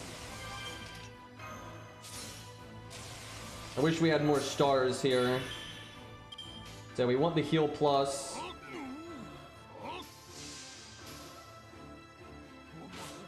But a good thing to do with Baldi is, yeah, you're just constantly cycling units like Scatty, Waver, Castoria, Nero Bride, you know, things like that. You kind of keep those things flowing, and you're just hoping the deck shuffles kind of just go where you want them to, and you just keep NPing, and you keep charging, and you keep, you know, because once you get once Baldi gets going, he gets a lot more consistent. It can be inconsistent to get going, but if he does get going, you have so much more Stargen up at that point that you're almost always critting, and if you're almost always critting, you're getting the NP to keep NPing and that kind of thing. So once you get the ball rolling, it's just getting it going is kind of the problem. And I think Baldi is such a fun unit, man. Like, he's such a fun unit gameplay-wise. Okay, well, I think we did a little bit better here, but we still didn't do super amazing. I'm gonna have to... Spartacus takes a lot of, like, planning, honestly, because you can play him BBB, you can play him in P-Spam, there's a lot of... you know, it's kind of overwhelming, honestly, with the options you have to how to approach this. I highly doubt that was the most meta way to play Spartacus here. I suspect we can get farther than that. No way that we can solo this, though, with Spartacus. I don't think that... Unless I'm really missing something, I don't think that's gonna happen. I don't know, maybe with Maiden Halloween, maybe you could pull it off. Dude, I hope they don't even need to give him a 50% battery. Give Baldi a 20 or a 30% battery, and he would be way better. Like, he's really close to being really good. Like, he just needs what he needs, and there's multiple ways to accomplish this. He needs a guaranteed way to, in the short term, not in the long term, in the short term, to minimize the RNG. He needs like a way to like guarantee a star bomb or guarantee some extra battery. He needs to be able to just, when at the beginning, when things maybe are a little off and you haven't, it's not like quite lining up how you want it to, he can just kind of forcefully get that second NP and things like that, and then you get the ball rolling and it's fine, right? If he can just make the beginning part more consistent, he'll actually be really good. And you could do that with like maybe a star, like 15 stars per turn, or even a big star bomb in one turn, or a really big NP, better like just NP or Stargen, better Stargen stuff. Or battery per turn, or even NP gain up, for God's sakes. That'd be less good, but that'd be something. Things like that will make him much better, like exponentially better. Because if he's more consistent, then you know he just starts getting things going, and once he gets things going, he doesn't need help anymore. And then his damage is really good, and you have good utility and with the sure hit and stuff. So, yeah, he's close. Like he's really close to. He's like right now he's kind of and honestly for budget players I stand by this because I've played the game so many times from like a budget perspective. I think Baldi is garbage for a new player or a budget player. Garbage, like absolute trash. But he, with a little bit of a push, he could be really good. Like it's not a coincidence. Why do you think all the people that say Baldi's good never do anything with them? And they're all whales, right? Meanwhile, like Ace of Hearts never uses them. The 1 to 2 star / 1 to 3 star guy never uses them. I never use them. Like, there's a reason none of us use him. It's because we've tried and it's not working. It's like that. It's not like we don't like him. Most people like Baldi. He's a fucking badass. He's got the awesome voice actor. I mean, who doesn't like bald guys? He's got the cool mask. He's got very unique gameplay. The reason you don't see any of the bunch of people use him very often, they occasionally, I mean, every once in a while, you got that dream stage where he's all right. But the reason he's such a rare find in those videos is just because it doesn't work. We've tried it, it fucks up, and something else is better, so he doesn't get used. He normally is close though, so oh my god, that emote. That's I don't even. That's kind of perfect, Ari. Anyway, what I'm gonna do here, I think that's enough FGO for now. I'm gonna take a quick break. I'm gonna get a little bit of food. I'm gonna come back with Genshin Impact. God, why is there more of that emote? What is that? Like, what, is this like a big streamer I don't know of? I don't even, but, anyway, so I'll be back pretty soon. We'll play some Genshin Impact, because I want to see the new stuff for the event. And then, if I have time, I would love to get a little bit of Darkest Dungeon in today, but it might be too late, but we'll see. That's pretty incredible. That's pretty incredible, that emote there. Anyway, so I'll be back in like 10 minutes. I'll play some Genshin Impact. Thank you for hanging out, everybody. The new event is, it's either tomorrow night. I think it's like really late tomorrow night, I think. So probably the day after we'll be playing the new event. Pretty excited for that. Hopefully they don't fuck it up. We shall see. Anyway, peace out, and I'll be back in like 10 minutes.